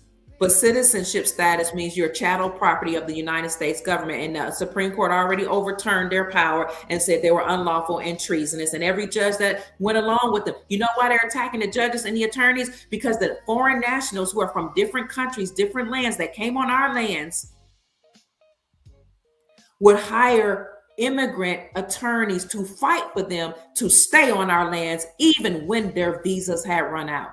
And many of them used the 14th Amendment to give them access to birthright citizenship clauses and statuses. But the 14th Amendment was actually for the children of African American slaves. That 14th Amendment was what was added to the Constitution, according to the research, after the Civil War for the children of African American slaves. Make that make sense how that's applying to immigrants and foreign nationals. They misinterpreted the 14th Amendment. And many of them say that 14th Amendment is unconstitutional anyway, but it wasn't for immigrants. But they hired attorneys to say, we're going to apply the 14th Amendment to foreign nationals. That's why they group all these foreign nationals, no matter what they look like, what their skin complexion is, they group them all with African Americans, Black folk, Negroes, who are the true indigenous people of the lands. And they have us calling ourselves African American because that is a classification and categorization of produce and meats. And they hired their agent to come up with that terminology. You know, the one who died around Black History Month, Jesse Jackson. Some people say he owns the rights to that title, African American. And now what they're doing is they're paying their hired agents, their Freemasons that look brown, look Black like brown, classify as Black like you and me, who aren't even, they're not indigenous to these lands. A lot of these people they put in front of you are not from America. They look brown, and so they got everybody saying, oh, they're Black. No, they're not indigenous Americans. And even if they are, and they're telling you to call yourself Black, you need to look and see if they're a paid agent. If they're telling you don't claim rights to the land, don't claim blood rights, don't go and try to trace your lineage.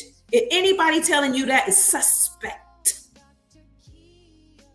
Don't just listen to everybody. Don't even just listen to me. Vet us out. So when people say, what kind of doctorate degree do you have? I say it's a PhD, college student personnel, higher education administration. Look it up. Dr. Kia Pruitt, University of Louisville. Look up Dr. Kia Pruitt thesis. Go to Marshall University, master's degree in counseling, leadership studies degree, second master's in counseling. Look at Shawnee State University, social science degree, where I studied psychology, sociology, economics, and political science. Look up my book, Become the person you wish to attract. I'm a published art author. I'm writing a book right now. I might get I probably did get a call while I was talking from a publisher that teaches you how to conduct family governance meetings, accumulate wealth, protect wealth, asset protection. Google, who is Dr. Kia Pruitt? AI knows me. People know me. It comes up. You're not going to hear about me being embedded in any scandal. I've never slept with somebody else's husband. You're not going to hear about Dr. Kia Pruitt stole somebody's man. You're not going to hear that I had children out of wedlock. None of that. All my children are by my husband, who passed away 4 years ago, Douglas Edward Lattimore Sr. That was important to me. Ordained evangelist, preacher, teacher, doctor, leader. I'm authentic. I give my real name, Kia Pruitt, Kia Marie Pruitt to be exact. I ain't hiding under no cover. But you'll have people that the deep state sends in front of you that look, because they're brown, and will say, hey, I'm the new leader. You better bow down to me. You better come to my podcast. You better bring me on your show. You better look at those people closely. Because just because they got brown skin doesn't mean they have your best interest at heart. Neither does it mean they're American. Yes, I'm passionate about this because they're trying to lead us astray. They don't want you, the government, the deep state, to lay claim, birthright claims to your land. They don't want you to gain access to your sovereign wealth fund, foreign nationals that are here in America. They want you to stay here in America because you know what? You have a sovereign wealth fund in your countries based on the resources that you have there, the gold, the silver, the precious metals, all of that. The land, that's wealth. You can even use people. Why do you think they call it human resources? To back the resources, to back whatever currency you use. Land, water, minerals, precious metals, precious stones. That's in every place of the planet will back your sovereign wealth fund. A sovereign wealth fund is a trust comprised of land, real estate, precious metals, rare earth minerals, trade deal agreements. Every nation has it. Nations have been having this for a long time. America didn't have one. I'm telling you, if you're a foreign national here and you're upset by this push towards, deportation, I want you to try to have some, be emotionally grounded and look at how you can go back home and you can rebuild your country. You can clean the water. You can use all the skills, the gifts, the education, the information, the swag you got from the Black community, the swag you got from the indigenous people, the swag you got from being in America. You can use all that to make your land great. And you will have access to your sovereign wealth fund, but they want to trap you here so that you won't get it. Because in order to get the money from your sovereign wealth fund, you have to be a national of that country. And you have to be located in that country. This is bigger than Nasara. Every land has a national wealth fund, a sovereign wealth fund. Look at oil-rich nations. They've been giving their people free health care and tens and hundreds of thousands of dollars per month because they're oil-rich and that money trickles down. They're so wealthy. And then they would let people come from Africa and other places to serve them and work in the service industry.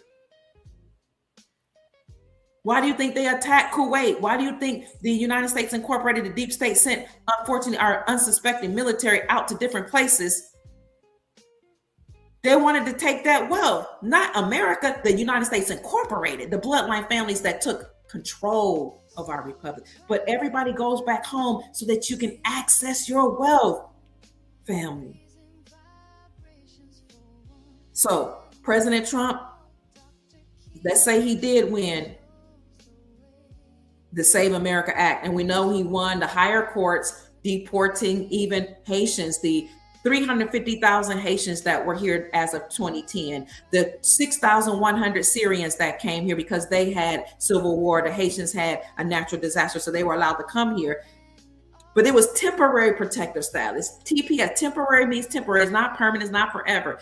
That people that came here to seek refuge, you had DACA, deferred action for childhood arrivals, people that sent their children over here, they were supposed to have deferred action against deportation. That is not a legal pathway to permanent residency. It's in the literal document that they sign.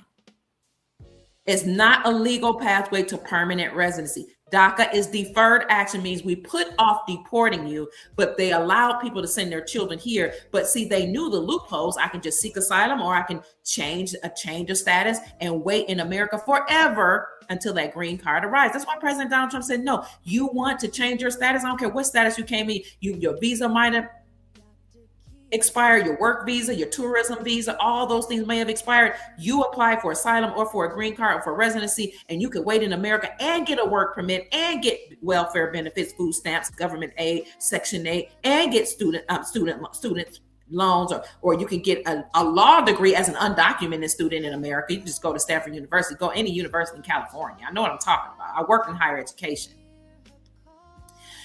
And you can get mortgage loans. All you have to do is say, provide a transcript to these mortgage loan officers. You don't even have to have a social security number. President Trump said, we're putting a halt to all of that. Birthright citizenship status, all of that. Because we got to save America and protect America. America's for Americans. The American benefits that they wanted is for Americans.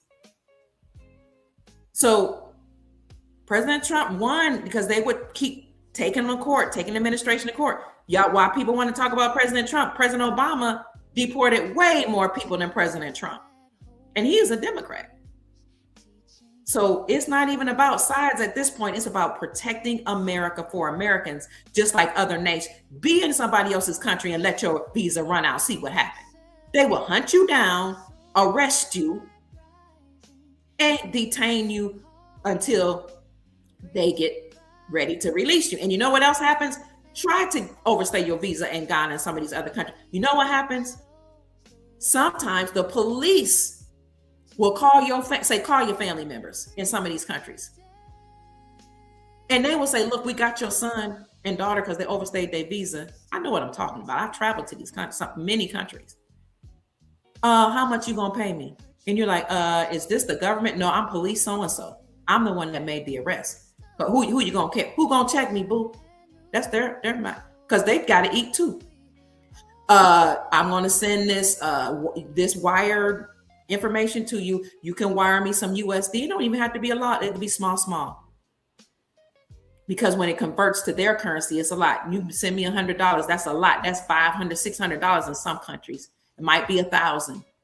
Whatever you got. And then they might let them go, or then they might let them have to go the process, but that they eat too. Try to play these games in somebody else's country, stay over and see what happens to you.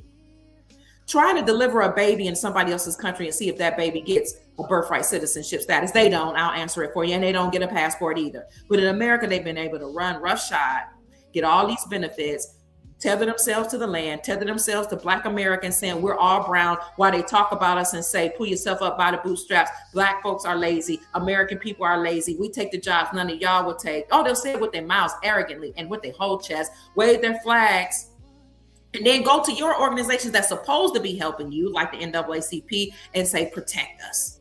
We're immigrants. We're Black. Even though they just got finished cussing out Black folk.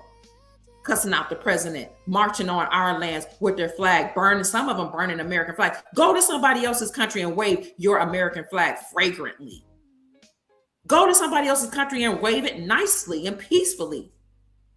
See what happened. Talk about somebody else's. Go visit Russia and talk about Vladimir Putin out loud. Go to China and talk against Xi Jinping. I don't know if he's still in power. See what happens to your tail. Go on. You can't even get access to some certain media in Asia. But try to circumvent their rules. Go on Facebook, Instagram, YouTube, and talk against these world leaders, whether they like them or not. See what happens to your behind. Burn their flag. They will even tell you that their leaders are corrupt, but they won't say it out loud. They won't take to the streets and protest. See, people have come here to these great lands where our ancestors built this place with their blood, sweat, and tears. And they will absorb all the benefits as much as they can. Send money sometimes to their country. to build up some homes in case they retire, leave the debt here, maybe go there. And I ain't mad at them for taking care of their family abroad. The first law of nature is self-preservation. And they will use the money to pay off the cartel. Don't play with me. You can look it up. Why they're saying black folks are lazy. And they will tell you they were actually briefed to not go around the black community, but they'll set up their businesses in the black community, get your black dollars and your so-called black energy. We're going to stop using the word black, your indigenous energy. 80% of the motels, it depends on what you read, the stat, 60 to 80% of the motels are owned by East Indians and one particular family, the Patel family. Then they come here, tether themselves to the land. They get access to your bonds. They get the H-1B visas. They own the motels. 50% of the convenience stores, 50% of the gas stations are owned by East Indians. Why do they call themselves Indians? Are they trying to replace us, destiny swap us with us? That's why they don't want to end the H-1B visas. Don't play with us. And they live in their gated communities, privately protected. And they have a whole saying called Ferrari and food stamps because a lot of them get an EBT card. Why do they think they changed it from the food stamp where you had colored paper you can rip out to a card that looks like a debit card? So all the foreign nationals that they give these food stamp benefits to, now you might have gotten a couple $100, a dollar, a couple dollars. They give them hundreds of dollars, sometimes thousands of dollars per person while they run their benefits in your land. The hair industry absorbed by Asians, East Indians, and people that they call Arabs, which some people call them Asians as well. Why? They were selling fake medical degrees from India to the Indians and Chinese that were over here. That's why we have so many misdiagnoses. Look it up. I'm not making this stuff up. Ain't nobody being racist, xenophobic. Who is afraid of an East Indian, a Mexican, a Puerto Rican, which they're not really immigrants, they're migrants. Who's afraid of our Cuban brothers and sisters? Who's afraid of anybody from the continent of Africa? We love them. We've stood with them. We've marched with them. Even though they said, you ain't us. Who's afraid? Phobic, fear of people from other lands? Get out of here. We are the indigenous people. We are America's a proud country. We love our land. We love our country. We love what our ancestors built here.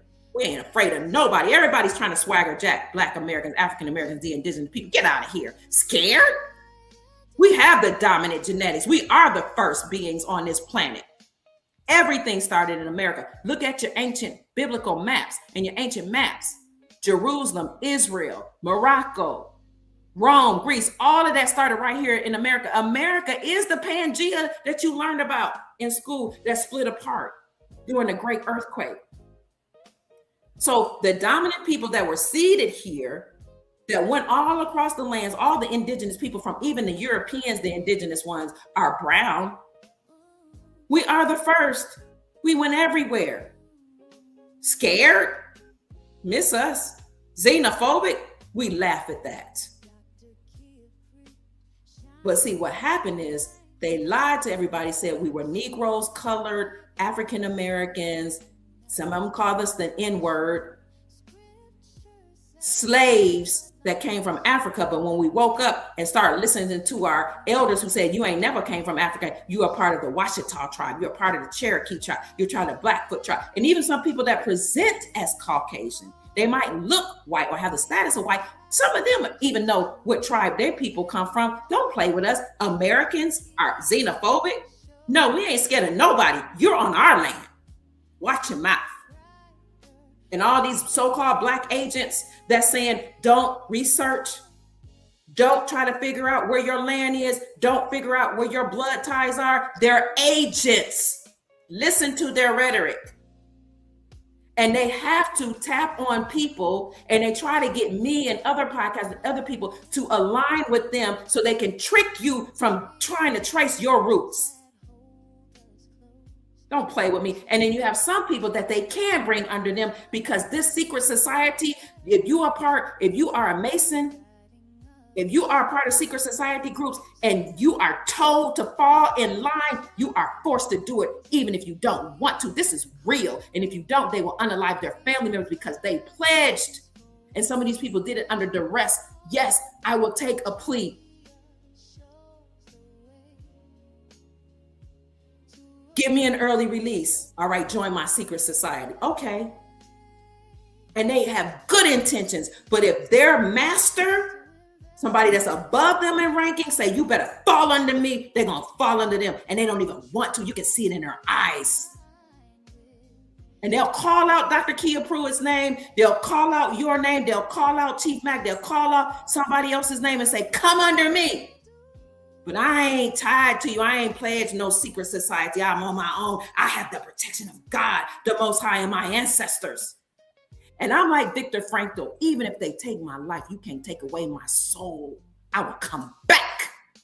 Why do you think I look like an empress? Why do you think I wear silver and gold and jewels and precious stones that Orisha Stone designed specifically for Dr. Kia Pruitt? Follow Orisha, Orisha Stone on YouTube and ask him to design jewelry that aligns with your bloodline, your zodiac sign, your mission, your purpose. His whole thing is wear your intentions. He is the one who called me the wealth ambassador of the world, the ministry of wealth.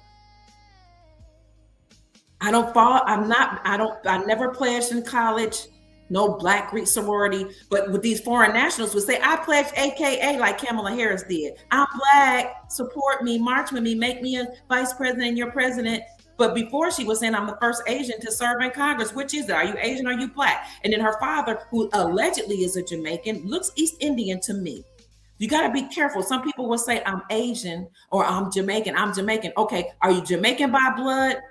Or did you pledge and became a citizen of Jamaica, and therefore you're calling yourself a Jamaican father? And I don't care if you're Kamala Harris' father Jamaican, not you ain't American, not North American. Be careful of these leaders that they're putting in front of us. Thank you for the Cash App gift. Wake up, research for yourself, family member. Yes, I'm very passionate about this. Don't even just follow Dr. Pruitt. Research what I say. Why do you think I bring up websites when I speak? Orisha Stone, that's his Cash App. Mansa Musa Stone, that just came up. And God must want me to show that ancestors. Why do you think I'm so passionate? I know who I am. My purpose means king. My purpose means royalty. My life path number is 8. That means I'm supposed to teach you about wealth. But don't just take what I say, research it. Look up the articles. Find out who I am. You ain't got to, people keep, are you a real doctor? Stop being lazy and thinking somebody's supposed to handhold you all the time. I'm not trying to yell at you, but I'm just saying generally speaking. So June 28, 2026 at 9:38 a.m., allegedly the Save America Act just passed Congress. The mainstream media is ignoring it. This isn't just another bill. This is a political earthquake. What just happened? The Save America Act gives President Donald Trump precedent's power to purge the federal government of deep state operatives. 12,000 plus positions. It gives him the power to declassify 847,000 classified documents, all of them. It gives him the power to prosecute political enemies without statute of limitations. It gives him the power to restructure the entire intelligence apparatus, like the FBI, the CIA, the NSA. It gives him control of all federal spending, $8.2 trillion. Why do you think that we're under partial government shutdown right now? It gives him a power to fire any federal employees without cause. It gives him the power to seize assets from corrupt individuals. He just said the other day, if you seek to harm or cheat Americans, we will find you, hunt you down, freeze your assets, and prosecute you to the fullest extent of the law. I did a video on that just a couple of days ago. Look it up. This is total government control. Not total government control. It's really total military control. We're already under martial law, unbeknownst to most people. Unprecedented power. Now, the deep state, they say the Democrats are in power. It's really the deep state that work on both sides. They're in panic, not in power. They're in complete panic, and they tried to block the Save America Act.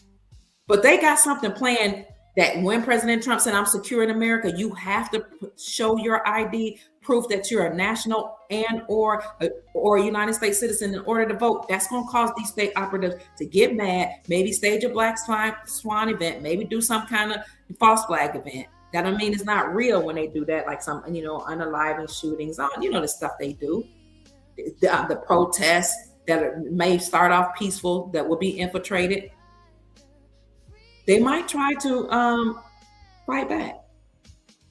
The vote allegedly was 247 Republicans plus 18 Democrats, which is veto-proof majority. Even some of the Democrats, or I would say deep state operatives, know that their time is up. It's over.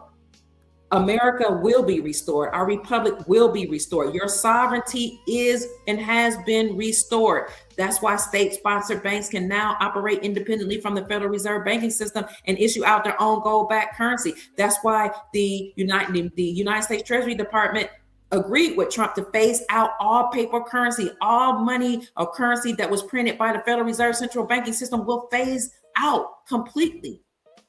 And we're going to the gold standard, which is why, look it up, 45 states as of today have repealed or removed the state sales taxes from precious metals. That means precious metals are acknowledged as legal tender, which means you can use it to buy local goods and services right now. Only 5 more states left that we know of. We're moving towards the gold standard. Look up King's World article that says the whole world is hurtling towards gold as money. Why? Because Article 1, Section 10 of our Constitution for the Republic says the only thing that you can use to pay off debt is silver and gold. It defines the dollar as a fixed weight in silver and a fixed weight in gold. Absolutely, we were treated like crap while everybody else came on our land, accessed our trust, got government benefits, got jobs. This is broken up many families. This is one of the reasons people are so depressed they can't find work. And if you're in a relationship you can't provide for each other or for the children, you're going to have problems. Most of the divorces, marriages end in divorce because of conflict over money. So all these people got jobs that were here while we were struggling. That time is up. And the deep state that allowed them to come over, they're going to fight back. Thank you so much for this gift. In a Rupert, you said Rupert GB. In GB, Rupert Lowe looks like our version of President Trump. Where's GB? Somebody tell me what. Great Britain? Elon even tweets his posts. Policies look like many of Trump's here in your country. Silverbacks, even metals are cheap now. Absolutely. So if you're interested in getting silver or gold and you want to contact my affiliate, Miles Franklin Precious Metals Company. A+ rating with the Better Business Bureau. Never had a customer complaint. Been in business for 4 decades. Then call them at 952-929-7006 or send an email to info@milesfranklin.com. And, tell them how much you want to spend or what you would like. Or they can send you a list of their inventory and say, hey, I heard about you from the Dr. Kia Pruitt show. Mention Dr. Kia Pruitt show so that you can get the best prices in the industry. So the email and text that I got says the deep state just lost. They can't stop the Trump administration or the military. They can't block any more agendas to liberate humanity or to save America. They know their time is over. Thank you so much for the Cash App gift. Every corrupt official in Washington just got a death sentence. This act weaponizes the military and the administration against the deep state. 847,000 classified documents will be released. Every crime, every cover-up, every conspiracy will be released. That's why we could have an emergency broadcast system announcement. The FBI agents who spied on Trump, now I wouldn't just say spied on Trump, spied on Americans, exposed. The CIA officials and bloodline families that overtook or usurped authority from our lawful republic, exposed. The judges who blocked policies or laws that said that that were protecting Americans, they've been exposed. Politicians that took bribes, they've been exposed or will be. Within 30 days, allegedly, will have declassification. They will begin. Within 60 days, prosecutions will be announced, allegedly. Within 90 days, arrests will occur. Within 180 days, convictions. The domino effect has begun. This act triggers cascading collapses, according to the information I got. But use your own discernment. The Save America Act is very important, which is why President Donald Trump, he was supposed to have some type of signing and do some type of press release like 3 or 4 days ago. He said, I'm not doing anything until we pass the Save America Act. I'll shut everything down. We got to protect the American dream is for Americans. And people that say, I'm a citizen, don't understand that a citizen and a national are two different things. A citizenship status is chattel property status that was given to you by the United States Incorporated, or given to us, whoever agreed to that, by the United States government. The United States government is a group of bloodline families that usurped authority from our lawful republic. Well, they incorporated themselves in 1871 as a religious nonprofit organization. And they have their own constitution called the Constitution of the United States Incorporated. They operate under admiralty law, the law of the water, right? Maritime law, the law of the water. They consider us all dead and lost at sea. That's why when you get a birth certificate, they use your mom as the informant to turn you over to them so they can control you. That's why when you get married and divorced, you got to go through them. If you agree to be a part of the matrix, now they can control your assets, control your relationship, control dividing of assets, control who can see the children, when they can't. They are in all of our lives if we comply. So a United States citizenship status makes you a chattel property of the corporation, and you pay tribute to the corporation by way of paying taxes. That's why they tell you paying taxes is voluntary. But the Trump administration is overturning the IRS. He said it, I'm going to do away with the IRS and create the ERS, the External Revenue Service. Is being dismantled. That's why we're under a partial government shutdown. So citizenship status does not protect you. You're not a lawful American. You're a legal United States citizen, property of the corporation that's now defunct, insolvent, and gone for the most part. So the same entity that had the discretion, they bring people here to recruit them, give them benefits, keep them there, let them vote, whether they document it or not, is the same ones now using their discretion to say you have to go home, because all of these pathways to residency were either not permanent, or even if they were allegedly permanent, they can be overturned at any time because the Republic and the American people didn't invite you here. The deep state, that's the ones who made the Black people, so-called Black people, the indigenous people, prisoners of war here on these lands. Yeah, they were the ones that invited people and allowed them to have corporations and commercial real estate and homes and to buy land. I don't care how much land they try to buy, they don't own it. Some of us have blood right ties to the lands. People have to go home and enjoy the real estate and the benefits and resources of their country. So that's it, family. I've said enough. I'm gonna get off here. Remember to join me at 7:00 p.m. Eastern Standard Time. And what I'm saying is alert, we need help. I'm bringing on a sister, a beautiful sister, a mom, a grandma, to share her story about how her daughter was arrested. Her grandchild passed away. Now, when the mainstream media got a hold of this, they criminalized the family and said, oh, you're a criminal, instead of giving them the support and the help that they need. We're going to talk about how these things can come about if we don't band together. Okay? So join us at 7:00 p.m. Eastern Standard Time for this beautiful, amazing podcast that we're going to do. Thank you so much for your time and your attention. I've been on way too long. I am so eternally grateful for all of you. You are amazing. You are wonderful.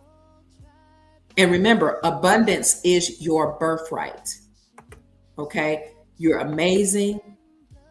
You're powerful.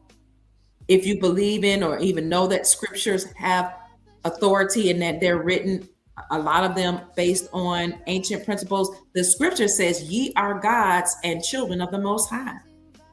Being gods means you are creators. You're the creator of your own reality. That's how amazing. You can speak it. You can command wealth, command liberty, command the release of prosperity. Why? Because prosperity and abundance, that's your birthright. Say it. Abundance is my birthright. I command all of the wealth to be returned and restored to we the people. That's it, family. I'll see you on the other side. Go out and make this a great day. Peace. See you at 7 o'clock p.m. Thank you for all the Cash App gifts. Thank you for the $5 here in the comments section. Thank you for anybody asking about donation. I see Sister Janine put it in the chat. My Cash App is $ Mama Kia 13. Thank you for supporting Farmer Dre, the farmer of the Soul Tribe, and his lovely wife. Thank you for supporting Chief Mac. If you want a consultation with him, please send him an email to unityinmotion45@yahoo.com. Anything else? If all hearts and minds are clear, we're going to get out of here. Go out and make this a great day. Thank you for your time and your attention and all of your comments. Peace.